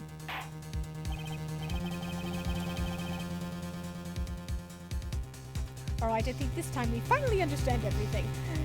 One more thing! Well, Mr. Wright, you don't have any further objections, do you? What is this piece of evidence that Mia's talking about? Can I figure out what it is that still needs to be looked at, or should I let it go? I have an objection, Your Honor. Oof, that was about the weakest objection I've ever heard, Mr. Wright. Objection! Your Honor, the defense has no intentions of letting this go so easily. You are beginning to sound desperate. That's just your imagination, Your Honor! I swear! Mr. Edgeworth, this is not like you at all. In your eagerness to prove your point, you've forgotten one very important thing. Hey, isn't that what I just said? So, you're telling me that I forgot something? You're so close, Mr. Edgeworth. Neon says, I have so many objections you won't even believe. Exactly. But there's something you really should examine about this piece of evidence. Take that! That is Miss Impax's suicide note, right? Who knows? I mean, sure, the suicide note was found inside this bear, but this bear was in my possession until a few moments ago. Which means the handwriting on the suicide note has yet to be analyzed. Oh, so, as to whether this pivotal piece of evidence was really written by Miss Impax or not, has yet to be even remotely confirmed. Mr. Wright, you can't seriously be suggesting... Mr. Wright, are you saying the suicide note is a fake? Miss Andrews, you were the one who tried to pin this murder on Mr. Onguard. Who's to say you didn't create a fake suicide note and put it into this bear? How dare you? Your Honor, the defense is indiscriminately accusing the witness again. There is no evidence linking the witness to the suicide note whatsoever. So if this is a fake, then the witness is the only person who could have made it. What? Recall the witness's testimony concerning this figurine. The only person other than the victim who could solve the puzzle is the witness herself. Ah! How many glasses shatterings are we up to? I think like 8. Miss Andrews, you wrote this note, didn't you? You wrote it so you could use it to frame Matt Onguard. I did no such thing. Right, if you're going to pronounce this suicide note a fake... Neon says, not the glasses again. Exactly. This woman just keeps going through them. Then show this course of evidence to support your theory. Mr. Edgeworth, you were the one who presented this scrap of paper as evidence. That means the burden of proof lies with you, the prosecution. That's enough. Mr. Edgeworth, can you confirm the handwriting in the suicide note? It is as the defense has stated, the handwriting has yet to be analyzed. If that's the case, it seems that yet again we have reached a point where a verdict is impossible. Impossible? That's It's impossible! This isn't good, Phoenix. The judge is going to carry this trial over one more day. I don't think Maya will physically be able to make it another day. I didn't want to have to do this, but I don't have a choice. I request that both the prosecution and defense further investigate. Handwriting analysis, my butt. That's just the lawyer trying to buy more time. On guard is guilty. Look, any idiot can tell you that. I think we've reached the end of the line. Guilty! Guilty! Guilty! Guilty! Guilty! Guilty! Guilty! Guilty! Guilty! Can we do a rush job on it?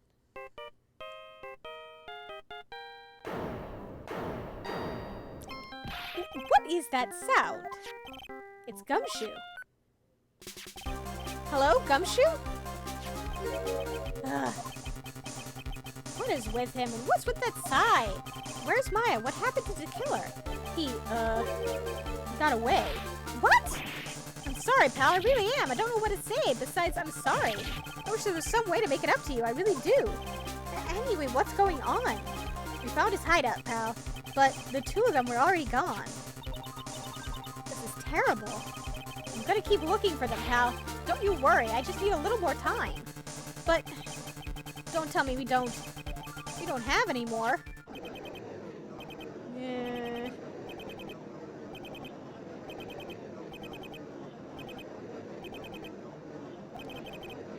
Do you hear that? They're calling for his head. Mr. Wright, I can't. For us to come this far and... Oh! What is it? Let me talk to Mr. Edgeworth. I can't do that. Mr. Wright, would you please get a hold of yourself? Yes, Your Honor. I'm about to end today's proceedings. You may take your phone calls after... Hold on, Your Honor. Edgeworth, catch! Mr. Edgeworth? Please, you've got to buy us some more time. Court is in session. God damn it! I'm sorry, Your Honor. You were saying... Mr. Wright, this is a court of law. I'm sorry, Your Honor, but... I'm reluctant to do this. However, it appears that I have no choice but to suspend proceedings until tomorrow. This time I really can't do anything. Court is now adjourned for the day.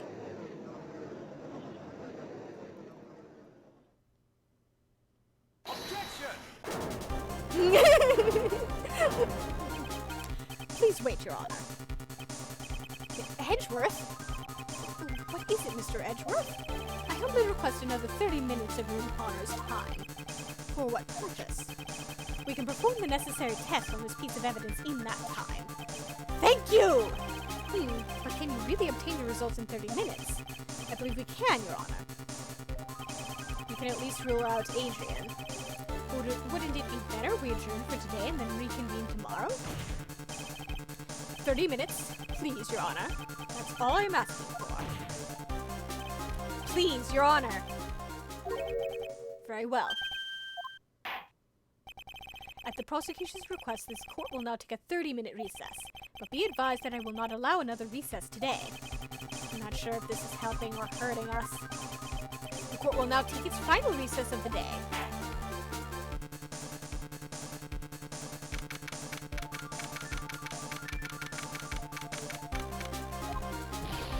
Right.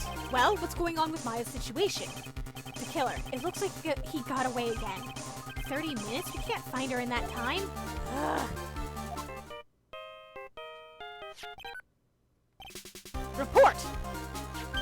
Ah! Is that Mr. Edgeworth? We don't have time. Just spit it out. Right. It looks like we just missed them, sir. But the killer left a few things behind by accident in his rush to get away. A few things. Can we use any of them as evidence? Ho ho ho! I thought you'd ask, pal. I've got the things he left with me right now, and I'm on my way over. Really? That's odd. Any items like that are usually sent to the crime lab first. We don't have time to wait for those guys, sir. When those guys weren't looking, I swiped the stuff and ran. What? Well, I'm not a detective anymore, so I had to. I'm really sorry, sir, but I've got to put the law on hold for now. Sounds bad. I hope he doesn't get in too much trouble over this. With my hunk of junk car, I'd say I'll be there in about 20 minutes, sir. Don't worry, I'll be there. Wait for me. All right, just get here in one piece. I'm on a mission and no one can stop me now, sir. No one. I'm pulling all the stops and running every red light. I was left by the murderer, huh? Maybe there's something among them that will be decisive enough to end this.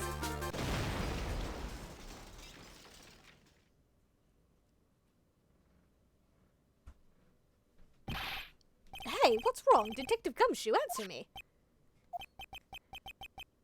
No one can stop. I'm...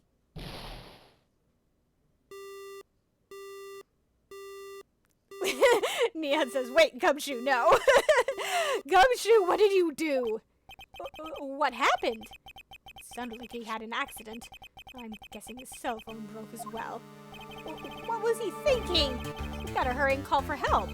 We have no idea where he is. His cell phone is broken and he wasn't driving a patrol car, so no radio either. Also, if we don't get to those items before they do, the police will take possession of them. Wait, Gumshoe, no! Yeah, seriously! No, we can't let that happen!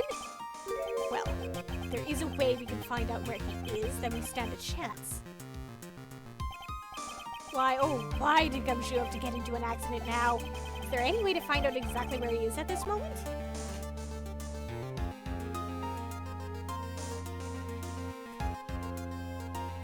Aha! There is a way. There is. That's right, there is a way. What? How? I'm sure we can find out where Detective Gumshoe is through this. Take that! Yep, exactly, Neon. Let's send Francisca. Why do you bring up Francisca at a time like... Oh, I see. I'll try to get in contact with her. The chances are slim, but she's all we have. Francisca, would she even want to help us? Edgeworth, what is it? I don't have any right to judge anyone ever again. I know my client is guilty, but what I'm doing now, I'm pinning the guilt onto someone totally innocent and using the evidence to do so. It might be my turn to say defense attorney Phoenix Wright chooses death. Right. It doesn't suit someone like you to cry useless tears. Whether you did your job well or not, that can only be seen after the verdict has been decided. The verdict. Is Prosecutor Edgeworth here? Yes, Bailiff. There's a phone call for you, sir. They said it was extremely urgent. They're probably finished with the handwriting analysis. I have to go take this call. In the meantime, think hard about what it is you must do.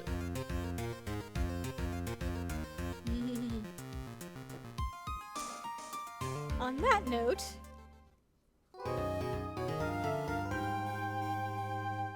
this seems like a good spot to end for the night. So, once this gives me back control.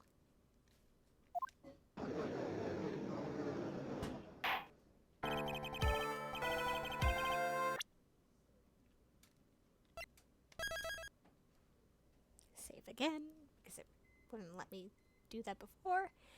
And we'll see how things pan out next week. Thank you very much for coming.